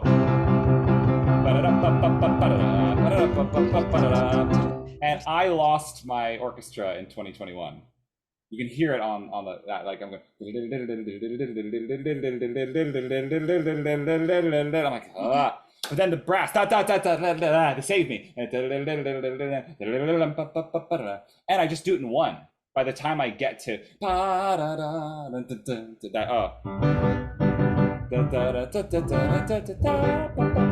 just in 1, then Rachel, it's not just the Act 1 finale. It would have been, and that would have been a boring climax. But then it goes.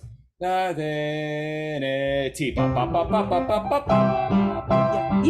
Yeah. And then that wonderful little slash chord. It's very, very beautiful. I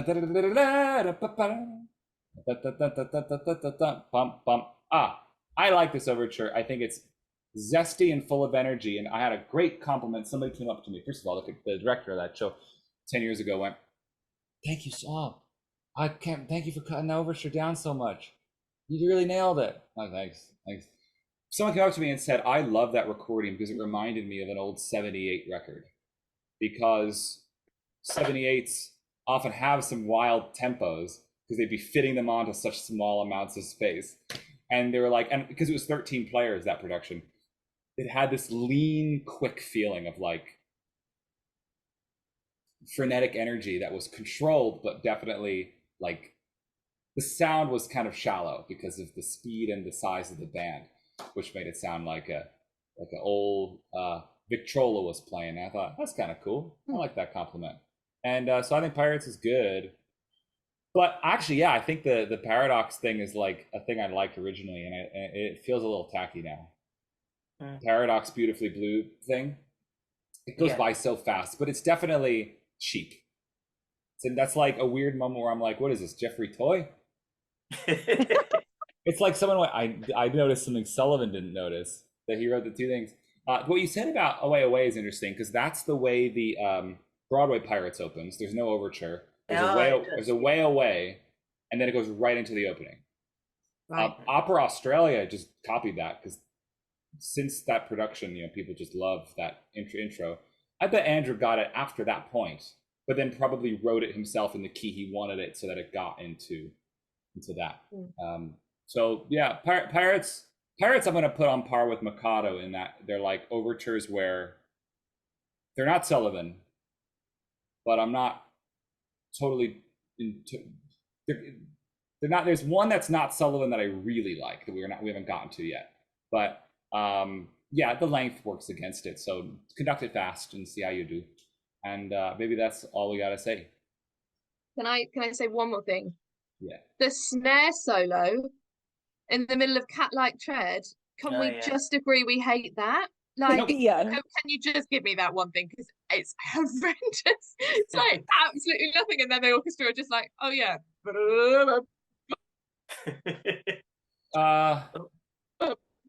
That was a funny bit, Joanna de Vries. I was listening to it last night on the one or 2 nights ago on the one we did in 2021, and at the tempo I was doing it, it's really weird because it comes in because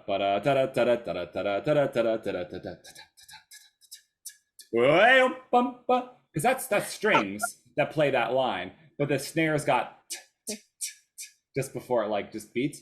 But it's not a hi-hat. You're singing it like it's a hi-hat, but it's a snare, so it's like dead. Can I tell you something? No one tunes their snares tightly enough.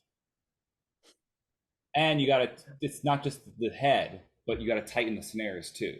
So it's got that. If you tune your snare tight enough, you can get all 4 of those sounds right in a row. Will do. That is a good lesson for us all to take which home performance with us. got filmed of Pirates? Of 2021, yeah. The first one, which is probably not the orchestra in my best show, which is probably I wouldn't say that would be an text of how I would do it. So if you go watch it, the one with the massive lip balls.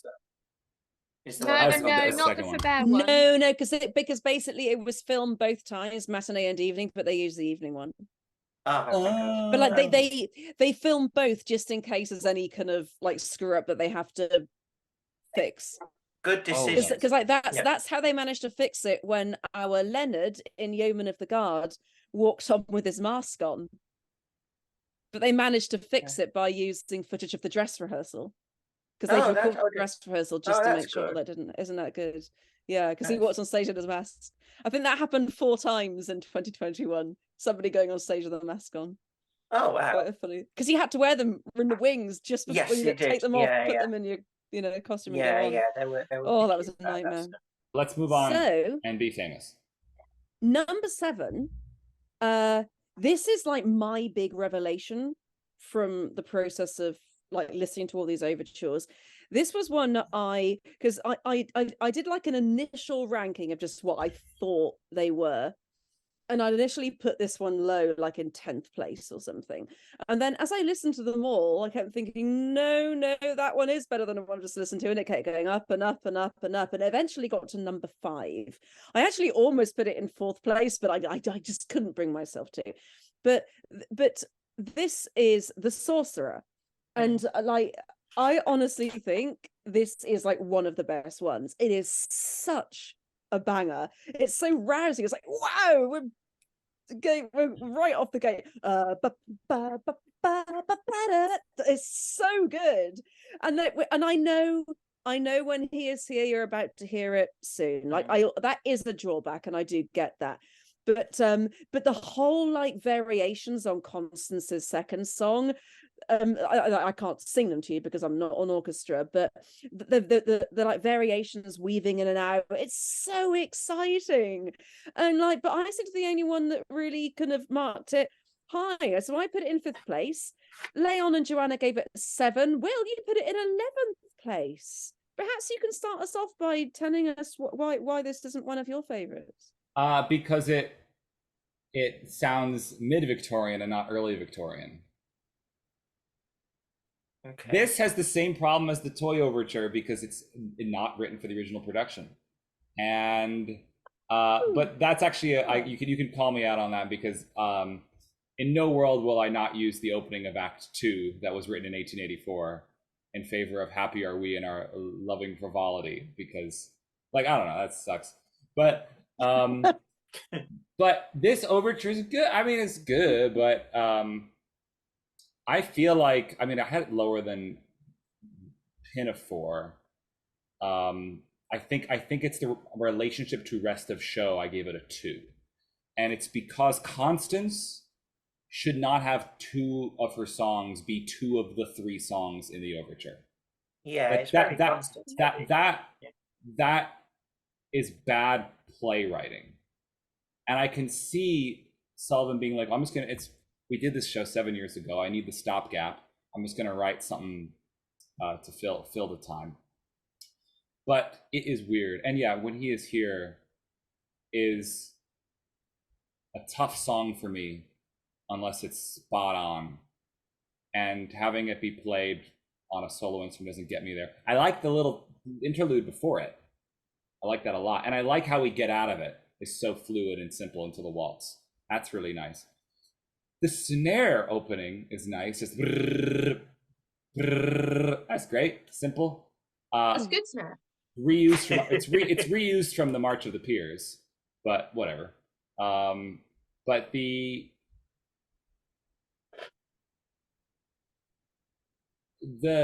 bit when John Wellington Wells comes in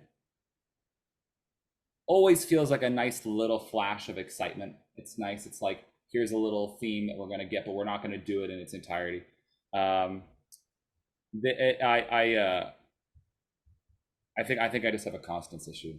So I think that's really like, that is such a big struggle for me, that when this show starts, I'm never in a good mood to hear this overture. It's also very hard.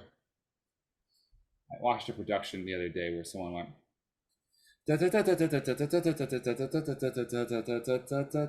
the little bar of 3, and like it's like, oh, that's a nice little nuance. You can get a little bit of a hesitation there, you know me, and that kind of thing, which I do. It's very Lahar, that isn't it? Yeah, it's like something from Merry Widow. Yeah. Oh, no, it's more Strauss. It's more Strauss. Is the Sorcerer overture the one that has the tune that goes do do do do do do do do do Yes. do? I love that. Yeah, do you know what's bad there? Is this. Those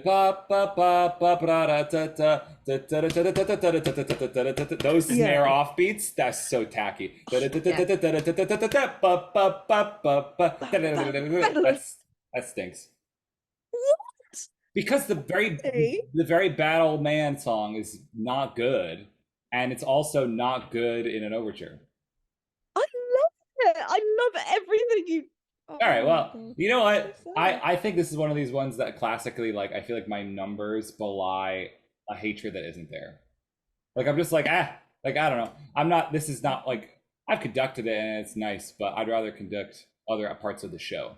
And by much, like, I'd rather conduct Constance singing than an oboe singing this aria. It's really nice to have the text and the words and the meaning and the recitative. So I would like to speak about it no more.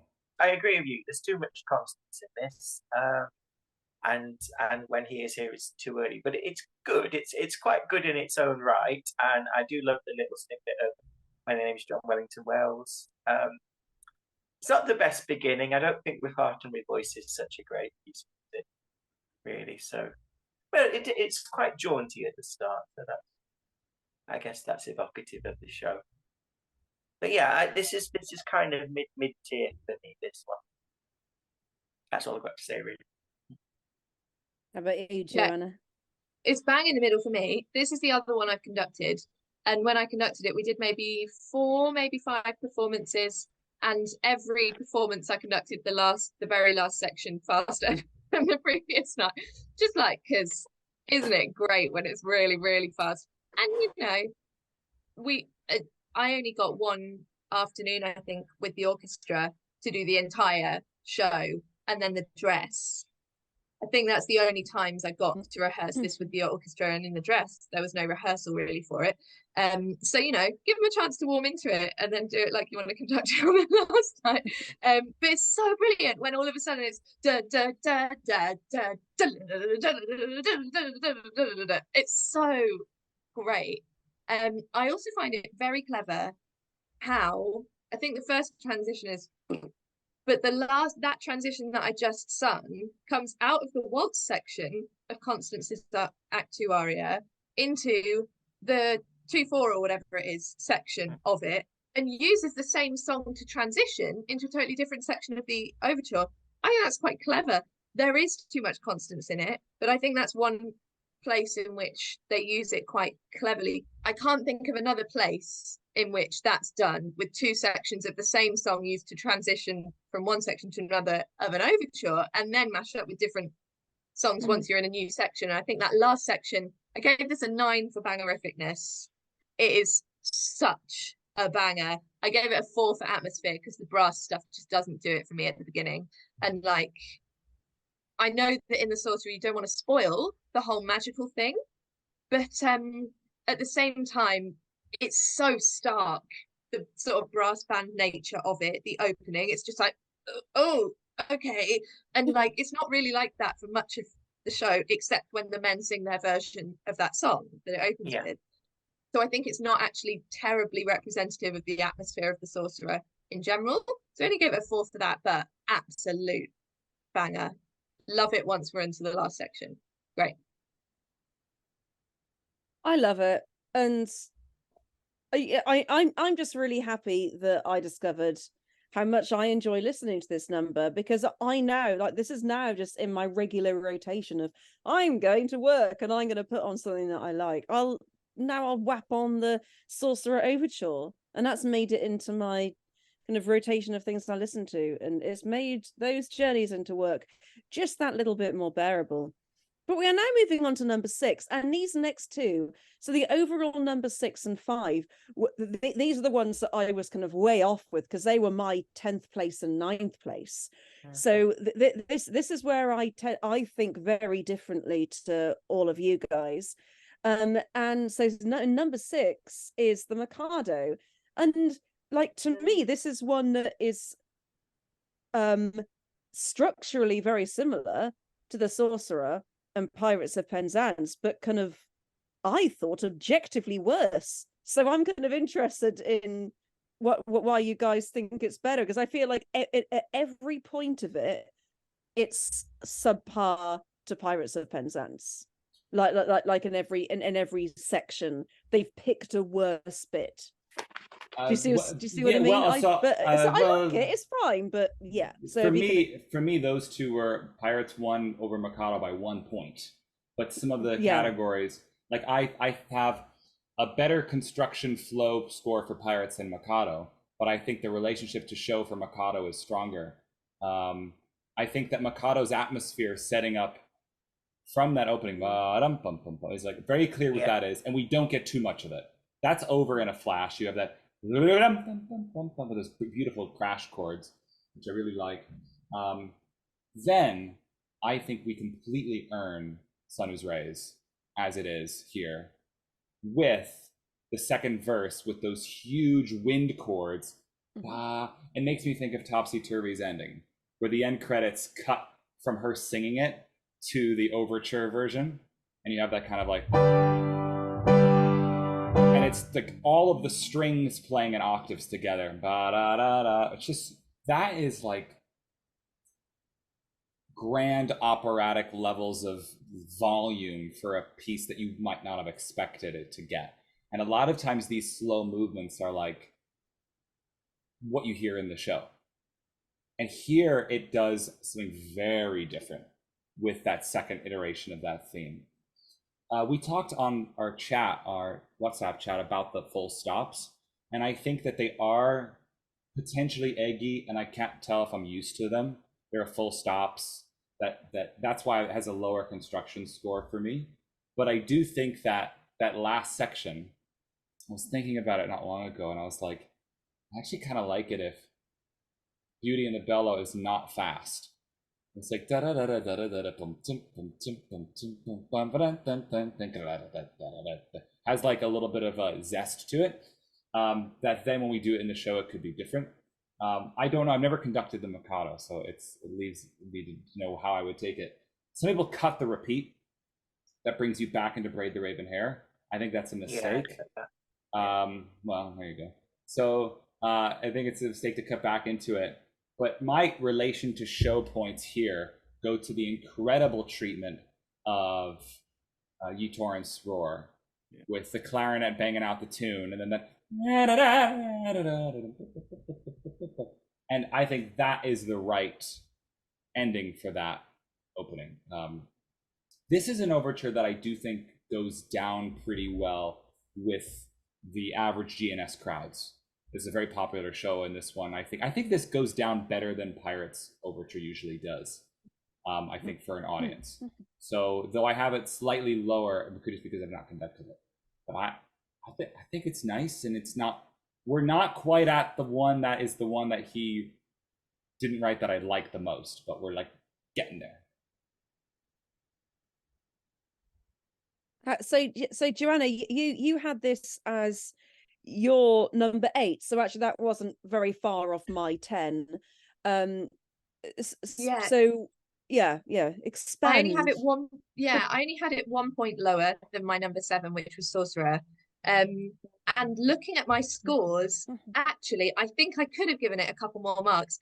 I've given it like the whole range of scores across the category. So, for example, I've given it a 10 for bangerificness, which is my only 10. I enjoy the last section of this the most out of any of them, and I tend to mark the last section most prominently for bangerificness. Lots of the later ones got 8 or 9s that we haven't yet talked about, but this is just a clear 10. I love it so much. The whole last section, I think it's the ultimate Mikado mashup. I think it's brilliant. And then I gave it a 2 for construction / flow, because I can't be doing with the full stops.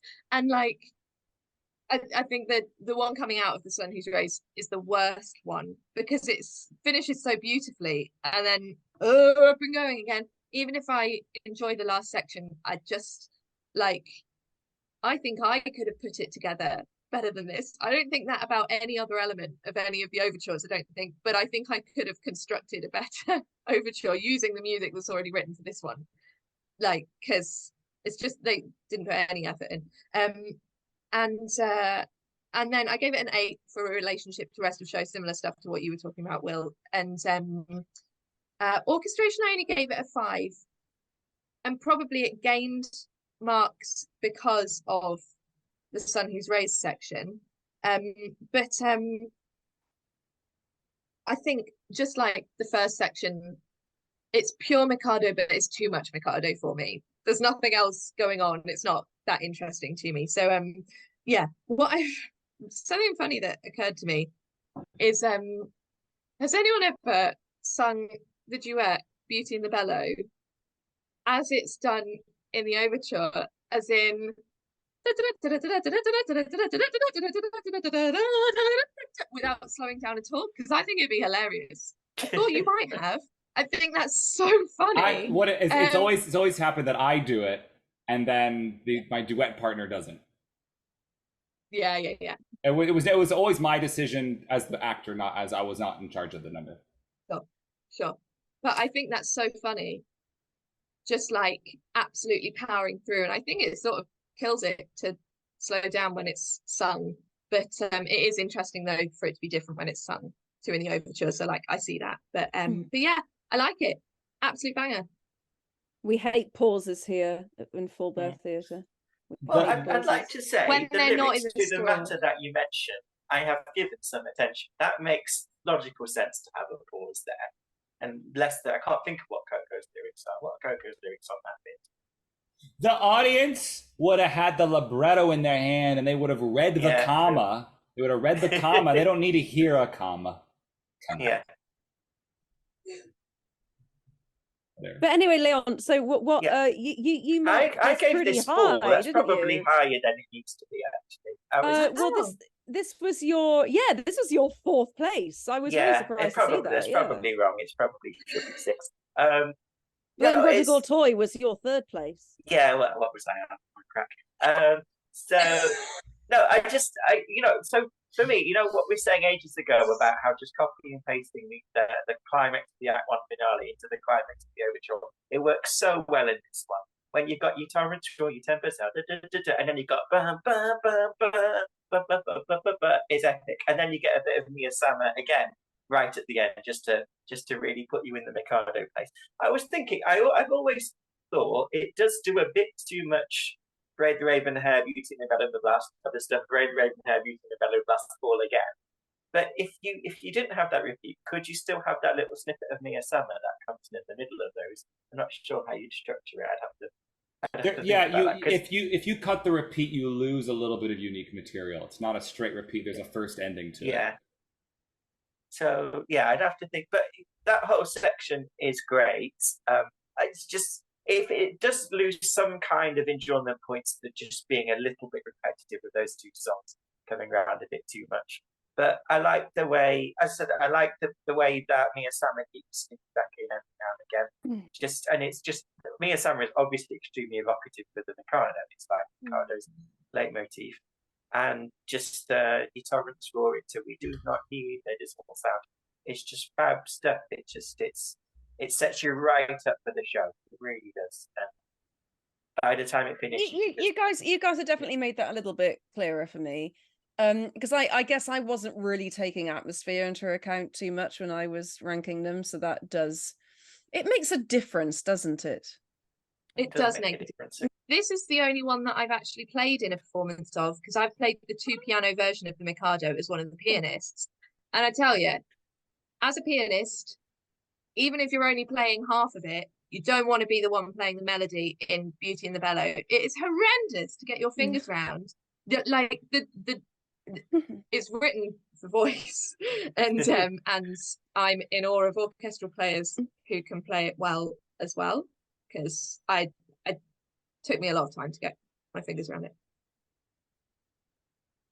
So number 5 is the last one for me that I was really surprised that this one came this high. And I'm going to need you all to explain it to me. In fact, Leon also marked it similarly, kind of mid-pack. I put it as number 9. Leon put it as number 8. Will and Joanna had both put this as their number 4. And this is Princess Ida. Now, the reason I marked this, not really low, just kind of in the bottom half, I think it is musically stunning. There is nothing wrong with the music. It's more just that there's so long spent on Minerva. And yet the outro after it is gorgeous. I do love it. But it just kind of, to me, it just kind of trails off. And then it's the start of the show. Like, I'm, you will convince me otherwise, but I'm going to need you guys to really sell this to me, because I just don't really see why this one came so high. So who wants to go first? I love every second of it. I just didn't feel I could give it many points for construction when. Yeah, that's kind of what I'm thinking. It's like 2 sections. Who says it has to be 3 bits? The best ones aren't 3 bits. Yeah, fine, but like, I get it, because the best ones don't tail off either.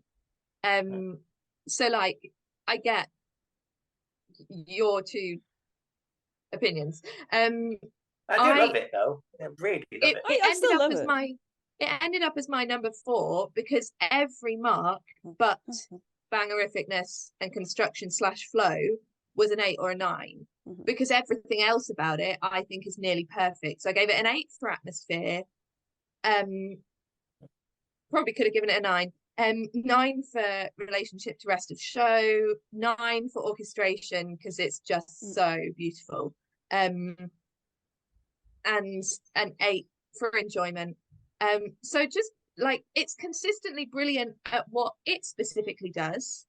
It's just we had categories that for me it doesn't do as well. I mean, it's still got a 5 for bangerificness because the first section is pure banger. It's just so short. I couldn't give it more than a 5. It's 20 it still came forth for me. So well, I just say it's a brilliant intro to Topsy Turvy as well when it's conducting it at the start, and then he does this cool thing where he's just like, do you know the bit I mean? Where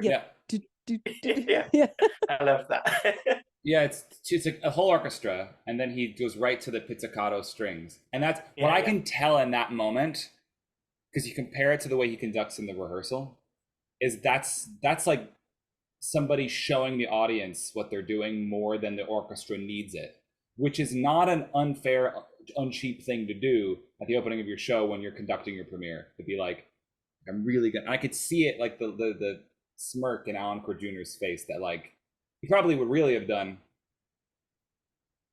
but he does this full pivot, and it's really quite adorable. My scores, like, listen, I'm a high scorer here at this point. My top 4, this is number 4, are 56 points, 58 points, 59 points, and 60 points. Yeah. Here are my scores for this. Atmo 10, banger 9, construction 10, relationship to show 9, orchestration 9, enjoyment 9. Sullivan wrote this himself. Important. And that way it gets out of dun dun dun dun dun dun dun blam blam da, da, da, this beautiful middle thing that like gets us to Minerva. You couldn't cut part of Minerva. You might say there's too much Minerva. Minerva is a straight line. It's not like not chunks. That's so true. You have to just go through the whole thing. And for considering what that piece means to me and how hard it hits in the show, I'm happy to hear all of it. And that slow play out with a few very surprising little bass notes,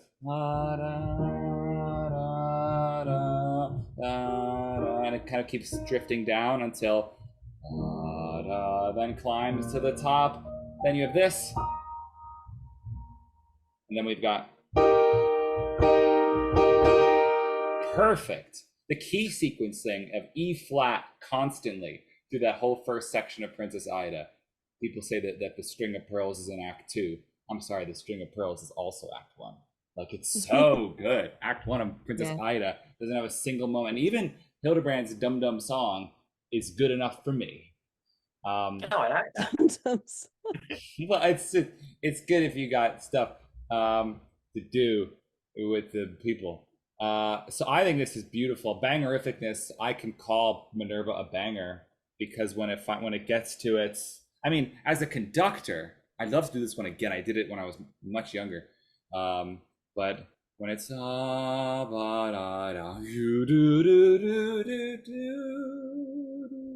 you might be able to actually shape it in a more free way than with the singer.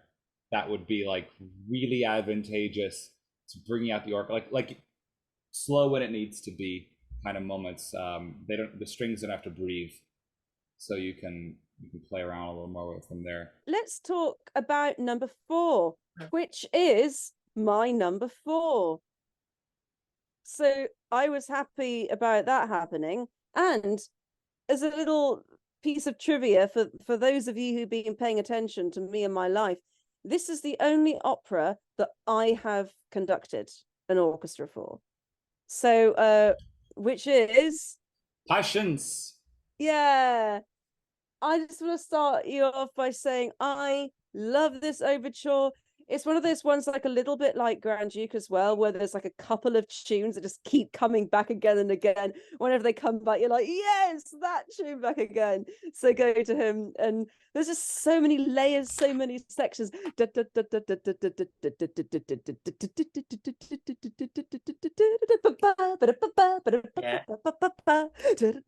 I just think this is so full of life, full of comedy, full of like action and poignancy. I love it. I think this one is so good, and I think we all marked it pretty high. I think you guys had it. Some of you had it as 5, or some of you had it as 6, but it was my number 4, and it came number 4, so I'm really happy. So let's start off with Leon. You look as if you're raring to go.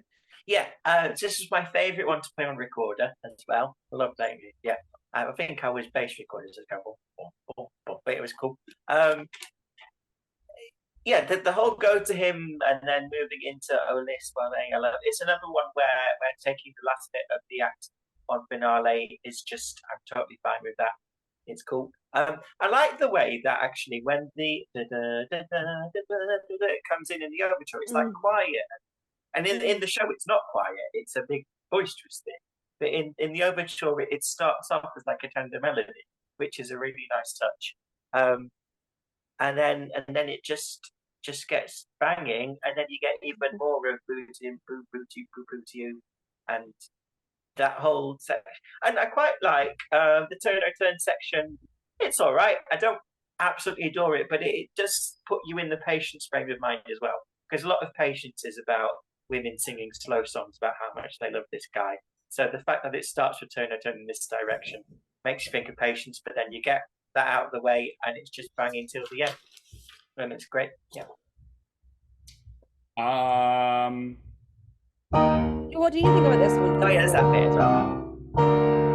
Come on! Come on! Oh. Yeah, it's good. So good. So nice. And then the two cornets. So the construction, this is a weird one because whatever that opening theme is, I don't know who wrote that. Sullivan didn't write this overture. I don't know what that is. It, to me, is a game changer in the history of Gilbert and Sullivan. So just open with that. It's like, we have permission to do this. The Patience overture is also 5 minutes long.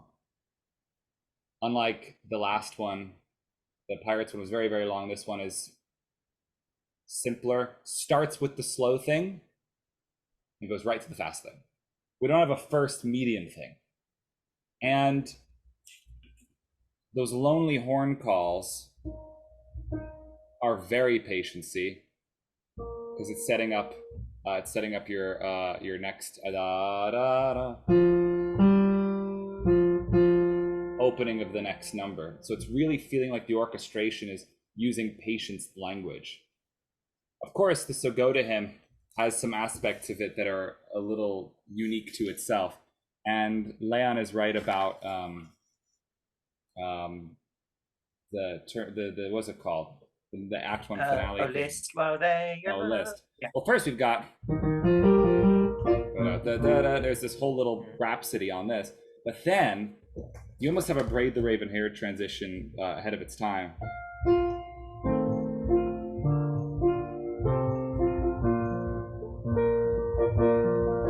And it's in a different key than it's going to end up being, which is, both of those keys are not the key it's in the show. So you actually get that piece in 3 keys. And I don't know if you know this, but music is at frequencies. Frequencies vibrate. Your body's made of water. Water vibrates. To have something in different keys means something. So if it's in the same key, like that's why I Have a Song to Sing needs to be in D, because it has to be in D at the end for your chemical reasons. And that's why sometimes I think just your ear might not notice that, like, this one is different than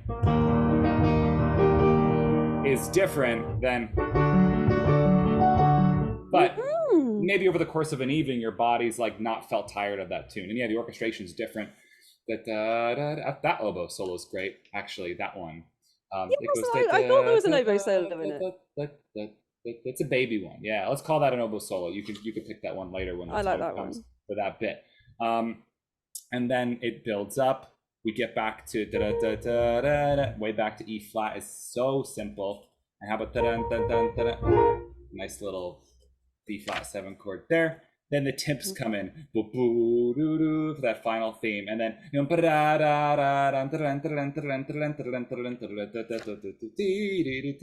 oh my gosh, that final So Go to Him coming back is just like where I lose it. Yeah. This overture is a train going off the rails that then flies off a cliff and then has wings and then lands on tracks again. Can I just ask a question? You know how every Act 1 finale ends with a banging section, just about. Is this everyone's favourite banging section at the end of an Act 1 finale? No. It's not. Okay. I mean, No. I can answer no. It's not everybody's favorite. Okay. That would be right. That's definitely true. But I mean, the Yeoman one is, but it probably stresses me out. This one like exhilarates me in a way that like I'm like a little more like heavy metal, and then the one with Yeoman I'm a little more like whoa, whoa, like that. So I don't know, but yeah, I mean the Patience Act 1 finale, come on, and choice of tunes, relationship to the show, everything about this and the flow of it. This is for me the one that he didn't write that's the best, and Yeah. I can't. I don't think that Mikado and Pirates getting close to this level. Sorcerer close to this level. This is really such a different type of piece of entertainment. Yeah, for me it was only 1 point less than Ida. And I agree with everything everyone said. Just have to add one more bit. My favorite bit is the fake build up to a climax on so good.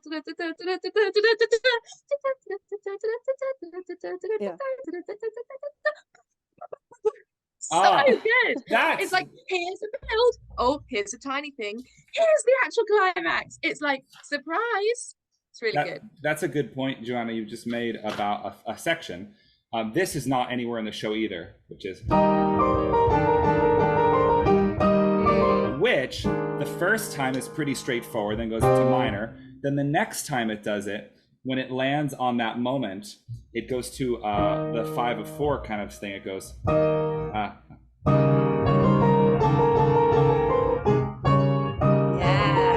yeah, so it goes to then da da da da da ba da da da da. Oh, it's just, it doesn't need to be all these things, but it is. Yeah. It's all brilliant. And Love it. Patience is a great opera. It's so good. Yeah, it's really good. But you know, oh, sorry, do you have more things to say? I may just mention this is the first one I did the 4 hands overture of, and at the time I had a nice falsetto. Me and the other fellow, we sang the cornet solo, the cornet duet. And then when we're going to like when you're singing that, there's just crescendo for that entire like 6 bars, and we would just sing those, and that was always really fun to have this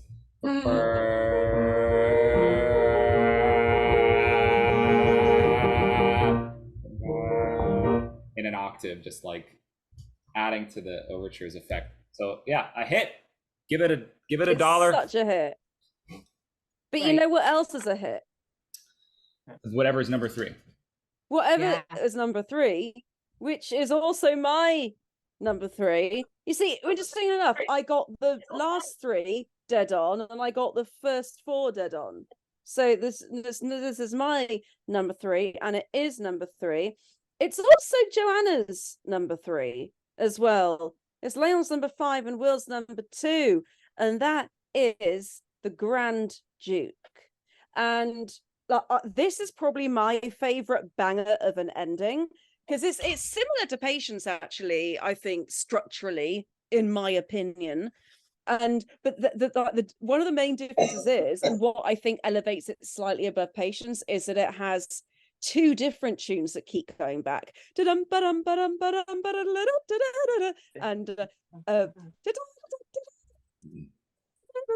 so it's got those 2 tunes that keep going back, they keep layering, and I'm gonna tell you that last minute of it, I'm just like lost in bangerificness.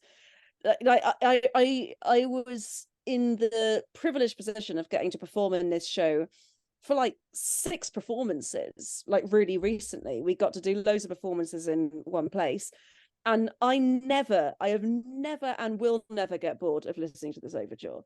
It is so exciting to me from start to finish, and I would say that the slow section in it isn't like, I probably prefer the pirate slow section to this one, but I do like it. It's just that it's, but I just like "Oh Leave Me Not to Pine" a bit better. But yeah, what a banger! What do you guys think? Leon, you only put it as your number 5. I Like, do you don't love like it. it quite as much, yeah. No, it's great. I gave Toy ridiculously good marks. That was probably a mistake. No, it starts it starts pretty strongly. The whole last section where it's switching from. Oh yes, so I probably said this before, but do you know who I am? My Doctor Countenance. I Can Fix My Day is one of my favourite tunes in Genus. Anyway, I absolutely love that. And then the way it moves between that and I don't know what the Grand Duke's song at the end is called. Does it have a name? But that's the Grand Duke's song at the end where he comes on and sings stuff. You're a Pretty Kind of Fellow. Yes, that one. And it switches between that and Covenants I Can't Fix My Day. That stuff's great. I like in the slow section, there's, I think, is it the third line? Because it's 4 girls singing one line with each other. Is that right? Yeah. And I think for the overture, it changes the melody of the third one in a pretty cool way. Is that right? Yeah. Yeah. That's cool. Yeah. I love the 4 girls. Gobi. I love that section. Gobi. Gretchen, Olga, Bertha, and Elsa. Oh, okay. Yeah. This is the overture I've played the most because Erica, Rome, and I do it as a 4-hands duet as every opportunity. There's a bit that I've always do that's when it comes around to that whatever we get to it's written just to do this, just like very simple, and I always add octave low C's, and then when I conducted it with the band I added like just a nice accent chord, and it's really neat because I gave this 10s across the board except a 9 for relation to show, because it's almost like, well, the song choices maybe aren't the most important. Like one of the songs in this, there's like a little bit of one of the recits in Act 2. Is it Who's This Approaching? Or is it the other one? No, I'm so sorry. I'm sorry. It's that. Yeah, it's that. Exactly right. I'm sorry. Oh, you're right. Is that? It's that bit. And so when you've got that, you'd be like, well, how is that important to the plot of the Grand Duke? And then that's the trick, is that it's not the plot of Grand Duke, it's the energy of the Grand Duke. For relation to show, it's more atmosphere again than like emotion plot. And if there's any emotion that shows up in Grand Duke, I'd almost rather it be a surprise. That like we don't know it's going to be as heartfelt in moments as it could be. And otherwise, to open with the Grand Duke's theme, which is a beautiful, stunning piece of music that some people cut later on in the show anyway, but if we have a full orchestra, you deserve to get some of those really beautiful chord changes there. And then you come out of it, yes, you have this beautiful solo, beautiful slow section. Maybe we could put a clip of the 4-hands overture, which is the best 4-hands overture in the Snelson set by a wide margin in terms of construction. And we get a lot of what I think everybody was praising some like Sorcerer for. I feel like this has it a lot too, where that last section is many themes. I mean, it's got like, well, you're a pretty kind of fellow, da da da da da. Well, you're a pretty. Then it's like kind of sneaking in, and then it goes, ding ding dong ding dong dong. Oh, of course. Yeah. Yes. Then, yeah. About that. Yeah, that bit, then, of course. This part I've had to memorize because we play it enough that like it's just easy enough to have, and that is just like, where is this going to end up? Energy to it, and then bum ba-dum ba-dum bum bum bum bum ba-dum ba-dum like it's, how can you deny the Grand Duke? And he wrote it. This is one he wrote, and when you feel it that way, it feels like a piece of music that's constructed of itself, not of separate pieces. Yeah, the ding ding dong quote is icing on the cake for me, actually. Yeah, it's such a lovely way, the way he just sneaks that in and then carries on with something else. But it's about, yeah, that's good. And so is the transition out of the girls' quartet, which is which we're going to hear later as well, right? And then he's just, that guy's having fun, and the fact that his diaries make him sound like he was not having fun is wild to me. It's just so fun, isn't it? Like, it's just pure light fun. It's like pure light opera, which is just the Grand Duke in a nutshell, right? I agree with everything you said. I could have probably given it more marks. Looking at my scores, I gave it a relatively low-ish middly mark for atmosphere. That was what brought it down. However, it was 8 marks short of my top 2, so like it wouldn't have made a difference.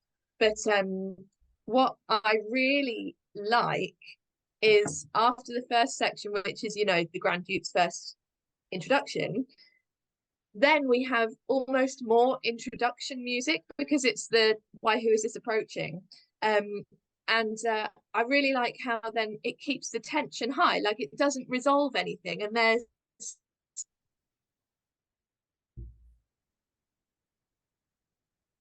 like maybe a dominant pedal underneath the why who is this approaching section as well, which is just keeps it tense, doesn't resolve anything after you've heard 2 sort of condensed different bits of music, and then finally it goes into something else that's I just think it's so atmospheric how it keeps the tension high the whole time by using introductory music after introductory piece of music. I think it's really clever. I was going to say, when I first heard this, I found it hilarious because I'd forgotten how slowly we took on the reprise of why who is this approaching music, not the sung section, so that we could all do our quick changes. Just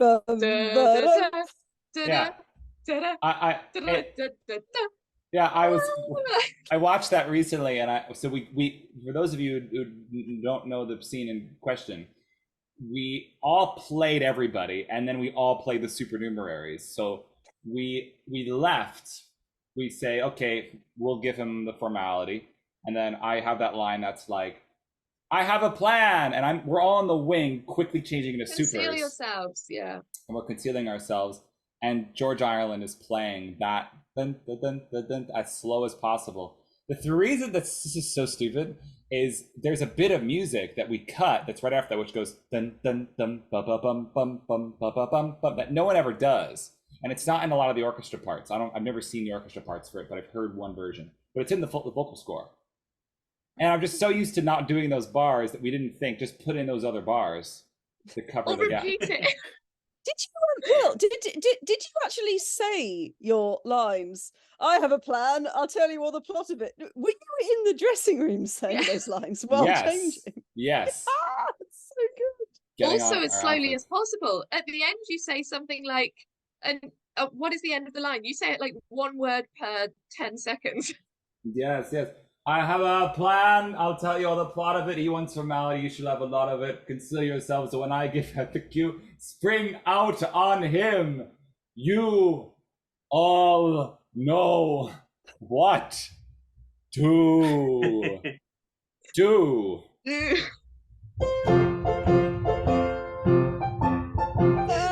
Oh my so God. good. Such good memories. It'd be good if we were able to revive that show, wouldn't it? That's a good show. That would be good. So we are now moving on. Actually, can I ask, what's everybody's favorite oboe solo from the GNS shows? What's the best one? What's the best one in your opinion, Rachel? That has to be the one that's like a variation of When the Merry Maiden Marries and the Gondoliers. Okay. Leon, what's yours?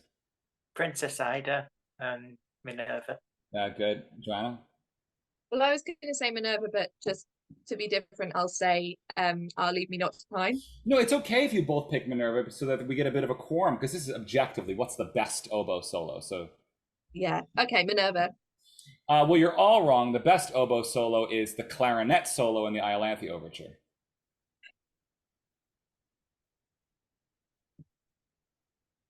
I wouldn't have counted that. It is really annoying, the sound of an oboe versus the beautiful sound of a clarinet.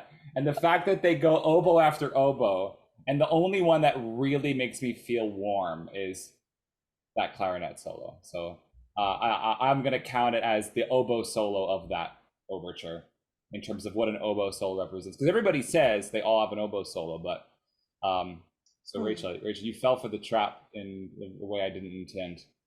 So now we are here. And I wanted to say that because I honestly don't know which way this is about to go. No. My favourite oboe solo in an Act 1 finale is the clarinet solo with Patience. Oh, Yeah. so that's the one I was thinking of when I said Patience initially. the bit before. Exactly. Anyway, so you guys will not believe this, but we have a tie for first place. Yay! So well, I mean, let's not. Right for first place. But let's not celebrate too prematurely. So they both got 171 points out of 180. However, because two of you placed it as your number one, so sorry, because two of you placed one as number one, and another one got a 1, a 2, and a 3. I do think it is fair to have the one that got the most number ones as the number one. So even though they tied points wise, If it's my number one, then yeah, fine. Yeah, I would like to announce that in second place, which is also my second place, is the Yeomen of the Guard. Oh, here we go. Which is who else is second? Who else is second place and third? Third. Me?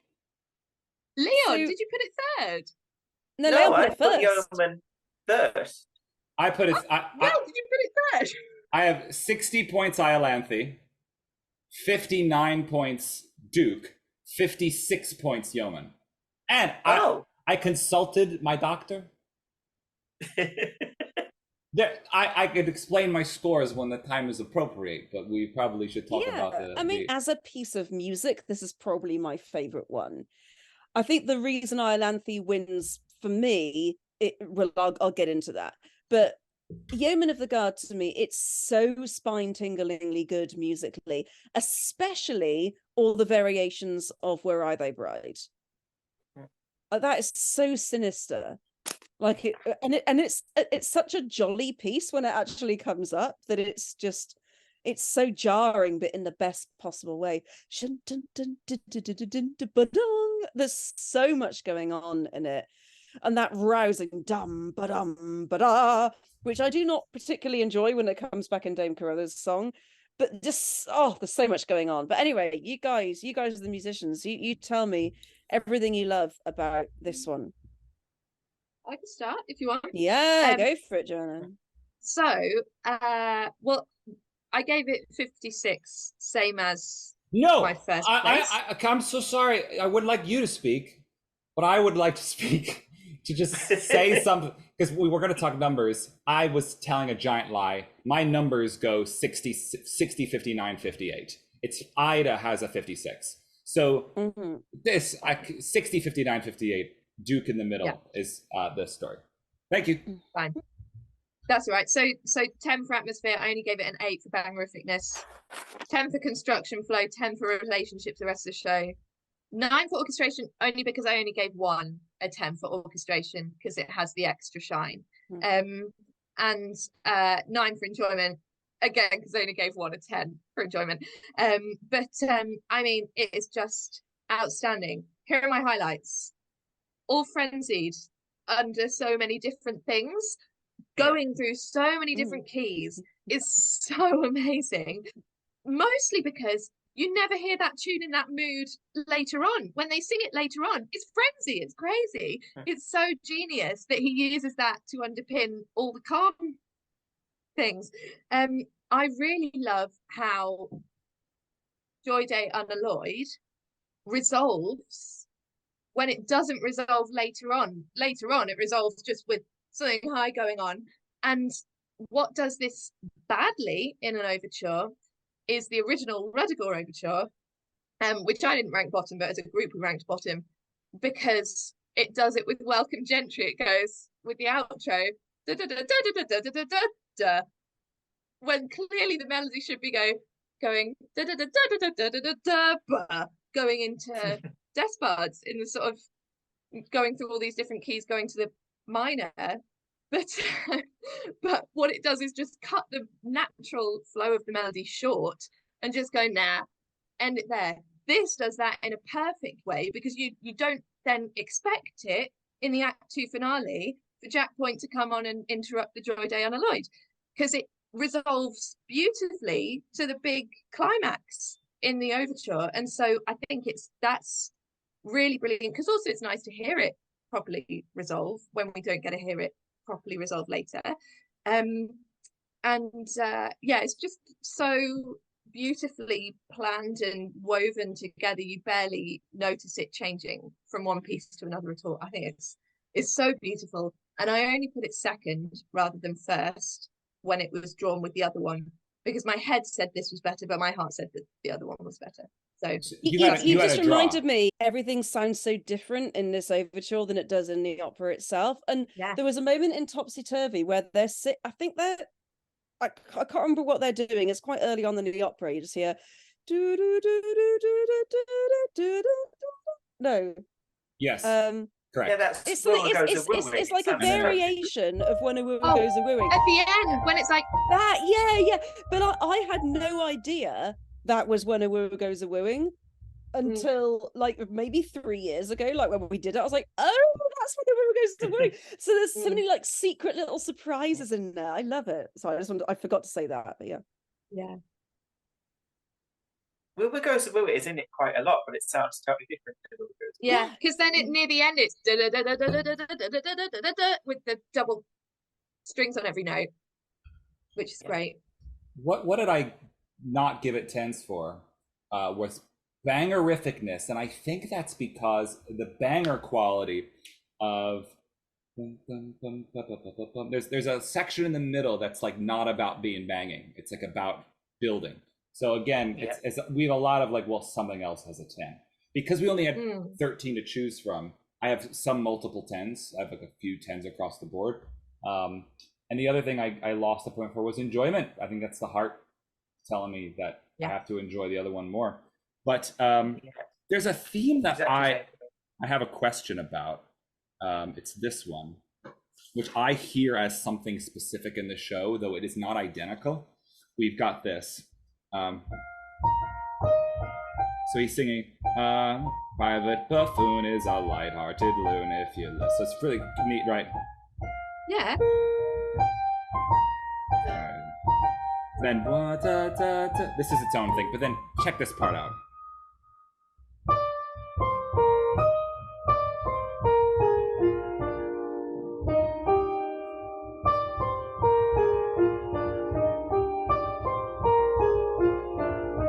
What is that last bit?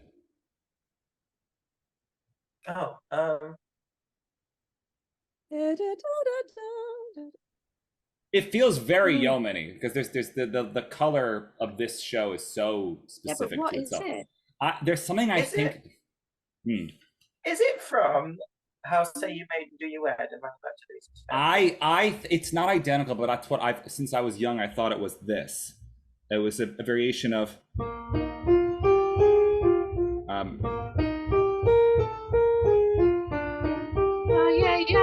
Because it has those descending dominant chords in arpeggiation. Very similar. And it's just the arc of the phrase is enough the same. So I always sing it even though it's not the same tune. Though as a general love or whatever it is, lovely bride that is to be, but marry anyone but me, and so on. But I mean, there's stuff like this, the loneliness of Sullivan's ability to like.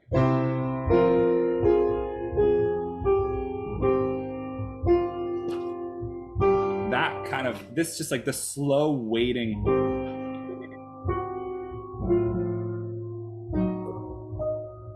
And then when he resolves to E flat there, it just stays over the B flat until he gets you to move to that next inversion.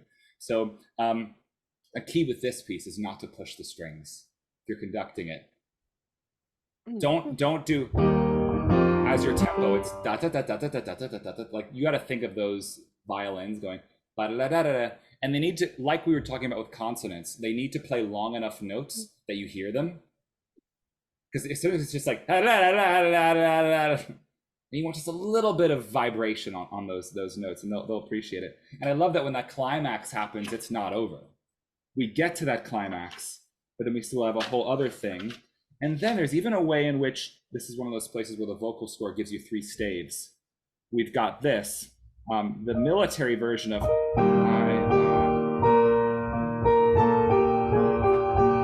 that's kind of going that way, because it was going fourth, so it's like where I lie bright, where I lie, moving on. But then the third stave of the orchestra, the vocal score rather, has, because it needs that. And what is that but like the spinning wheel, like just like this feeling of the wheel is just going to, what a great metaphor for like this show is a show about a wheel that gets set in motion that no one is in control of and no one can stop. Very apt observation once on the Savoynet discussion group decades ago was, if you're a clever audience member, you know halfway through Act 1 how Act 1 is going to end. Because if you just think, well, then he'll do, like, you could follow all of those, you'll go, well, then they'll have to look for the guy to execute him and he won't be there. But like so none of it's a surprise. But the wheel being set in motion is just... I kind of feel like it turns, though, just after, though, as a general rule of life, that if the fee is prompt, at that point, that's when the plot twists. I think that's probably exactly halfway through Act 1 or thereabouts. And to me, that decision point sets the rest of the show in motion. Yeah, it's his ultimate mistake. Is not going, I care about this person over here enough to maybe say this might be risky, and money is just money. But I don't know if Elsie didn't say they might save her life, and said I don't know, what if it's like sometimes just your mother being alive is something you're going to protect, or your friend's mother being alive. There's a good overture. It's so good. So good. And yeah, it sets up the main character of the opera, which is the location. Every stone is as your own hand, and that it's the place you're in, a cruel giant and a fairy tale. All of that, like the character of the tower theme, which everybody agrees represents the tower, like no matter who you are, even though it's never explicated, tower motif. It just is. That's where the show is set, and such a specific location to be evoked so perfectly. When you go past the Tower of London, even with tourists surrounding it, I mean, I'm sure we all might sometimes hear this in our heads just to say, wow, that's where Yeomen of the Guard famously happened. True story, you know. True story. And you know, the other thing that's a true story is IOLANTHE, which is our winner today. And apart from Leon putting it as number 2, we all agreed that was number 1. So one of my most vivid memories of the festival, of all of the GNS festivals I've been to, was when I saw Joanna and Leon in the university production of IOLANTHE, I believe 2015. And James Hendry was conducting the show. So good. Yeah. And when he conducted that overture, like, I always knew, I think I was aware that the IOLANTHE was my favorite overture at that point, but when he did that, I believe he got a standing ovation, like, for the overture. Yeah, I don't think I'm misremembering it. It was insane. Like, it was so good. And I don't remember it being anywhere near as good in the dress rehearsal. Like, I've got no memory of the overture dress rehearsal, but in the show, everyone, it's so rare for an overture to have like such a unifying effect. We were all like, the men were all in the dressing room. We were just listening. We're like, wow, that sounds freaking amazing. Yeah. I think my favorite bit of it, I mean, there's so many amazing bits. I mean, that kind of that's obviously amazing with the foolish fae going underneath, but just I love that really sinister, grand kind of Piers stuff that goes on. It's so dark. That bit reminds me of the Star Wars film. I don't know. Is that fair? Is it a bit like it, where it's I think it's the double bass going. Oh, Well, I What see it what is, you isn't mean. it? So Yeah. Or a bit that's like Mars. That's Mars. Yeah, Yeah. yeah. It That's goes probably and that key change, and then suddenly you're back in oh, that was one thing that James Hendry did that made me go, oh whoa, that's what that is. And then I think, Will, you did something similar when you conducted it. There was I'll tell you what I did. Oh, We got the yay. orchestra parts that hadn't been used since that production, and they were not erased. And I kept like half of what he did, because I remember I was in the audience of that show too, and I remember the incredible response and how great that overture was. So I went, well, I like that. I see no reason to erase that. So I kept a lot of those markings in for sure. Mm. So Yeah, did I no love one do that. IOLANTHE between those productions? If they did, they probably didn't erase the parts them either, because I have enough of a good memory to know that in those 3 years, those were the same. That's the same thing I heard. Looking at it, and I'm like, it was too detailed to have been anything else. And I talked to him the day afterwards. I said, because I had not conducted at the festival yet, and I was going to the next year, or at least I hoped to, but I did by the next year. And I said, how do you do it? One rehearsal, and he's like, just mark the parts, mark the parts hard as you can. And you know how hard I go. I'm marking my parts. Like I need to make them be as detailed as possible. This is a place where I think Sullivan shines over Yeomen, maybe because of how much whole cloth is in it. Whereas Yeomen feels like, except for a couple little snatches, it's all Yeomen motivic. There is that trio of woodwinds. Is its own thing. All of those little counter melodies there are perfect. But of course, we need to mention, speaking of whole cloth,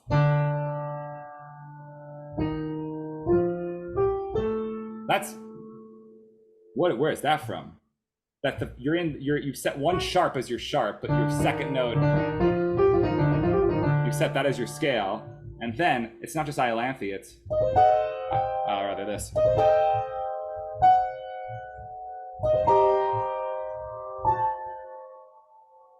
Could you believe it? So he goes on. It's very Wagnerian. People say that about Iolanthe, but that bit specifically is very Wagner. Then we've got this bit where we've got here's a place where we have Welcome to Our Hearts Again, which we're going to hear really early, but it's such a different color, and it's so quick in the quick version that's going to show up. Like, I don't ever think that this is just beautiful. It's proper 4-part counter melody writing, and it moves on its way. The clarinet solo comes in. It does a thing, or resists doing a thing that Son Who's Raised does. Is it plays a clarinet solo, and it goes about its way. Then when it repeats and it's huge, it's just like a partial statement. We go from here, and then we get da da da da the lamb of cabinets. That's it.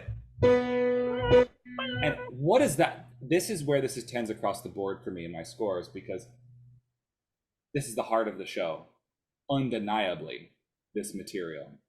And to just bring it to you, so that the whole opening up through that moment is Iolanthe.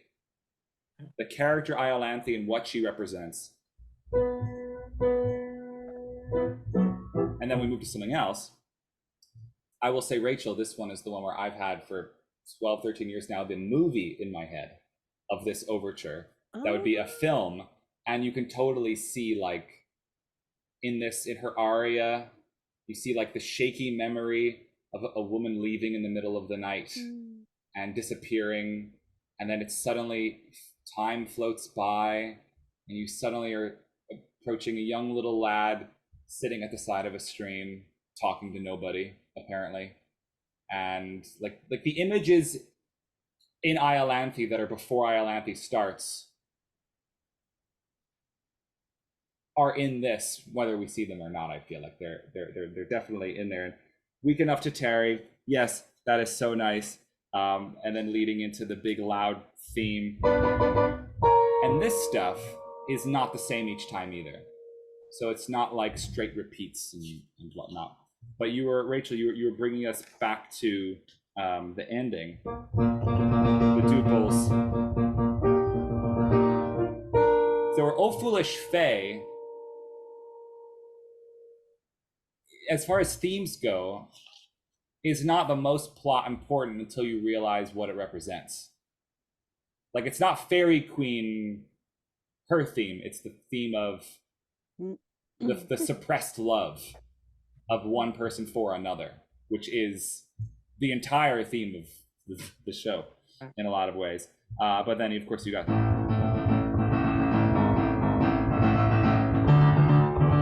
How great is that?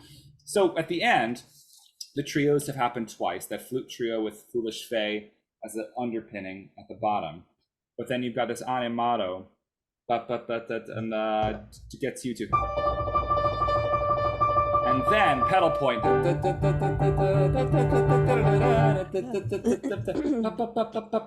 And then we change key to... Then the best chord of the whole history.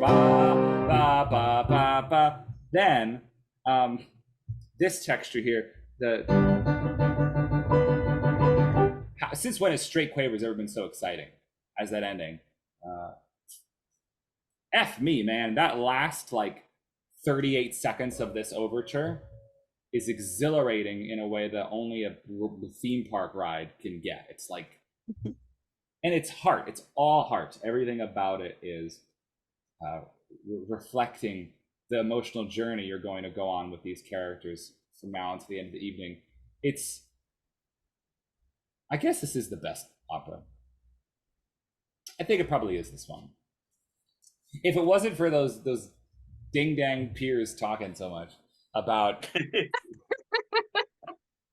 like, I don't know, if you were to say tonight performance of Yeomen or Iolanthe, that's a real tough call. It's hard not for me to think those are my two favorites, and the fact that my other favorite show's probably Grand Duke. The fact that the three favorite overtures I have are the three that everybody tends to agree online, that like the three he wrote that are the most best. The three great overtures are those three overtures. No, the people usually say those three and the Jeffrey Toye RUDDIGORE overture usually comes into play. I tell a fib. It's just all fun and games, but it's worth 8 minutes, isn't it? Oh my god, of course. The best 8 minutes there could be. Like, you want atmosphere. This is the start of this is atmosphere in a bottle. Like, it's just, and this is the clear 10 for orchestration. That bit you just talked about near the end, the so good. The shine. Yeah, exactly. So when I did an orchestration module as part of my music course at uni, in the first lesson we looked at what makes good orchestration, and we looked at the Blue Danube full orchestra, which is always with that shimmer over the top, and that's just what sets this apart. That and every other note of it, but that particularly. And yes, it's my only 10 for enjoyment as well. I gave Yeomen a 10 for atmosphere as well, but in a very different way. This is just like it takes the breath out of you, those first few notes. That I think it's like, if we're being technical, I don't know the technical name for the mode based on E, but it's the mode that starts on E, this scale at the start, with a flat in the second and a flat third. That's stat mode. Yeah, Is it Phrygian? If it's the notes of C major starting on E. Well, we're in this case we're in D, Yeah. but it starts with that sort of. Yeah. We don't get past enough scale tones to know, but it's the first Yeah. 5 notes of what would be Phrygian. Yeah. But anyway, don't need to be that technical about it. It's just great, isn't it? It's hard. We don't know what if you sing that phrase. What's the tonic? Like, what's home? Mm. And then we get that. So we go a different direction anyway. I will have to say, the clarinet solo joke aside, I think the proper use of an oboe comes.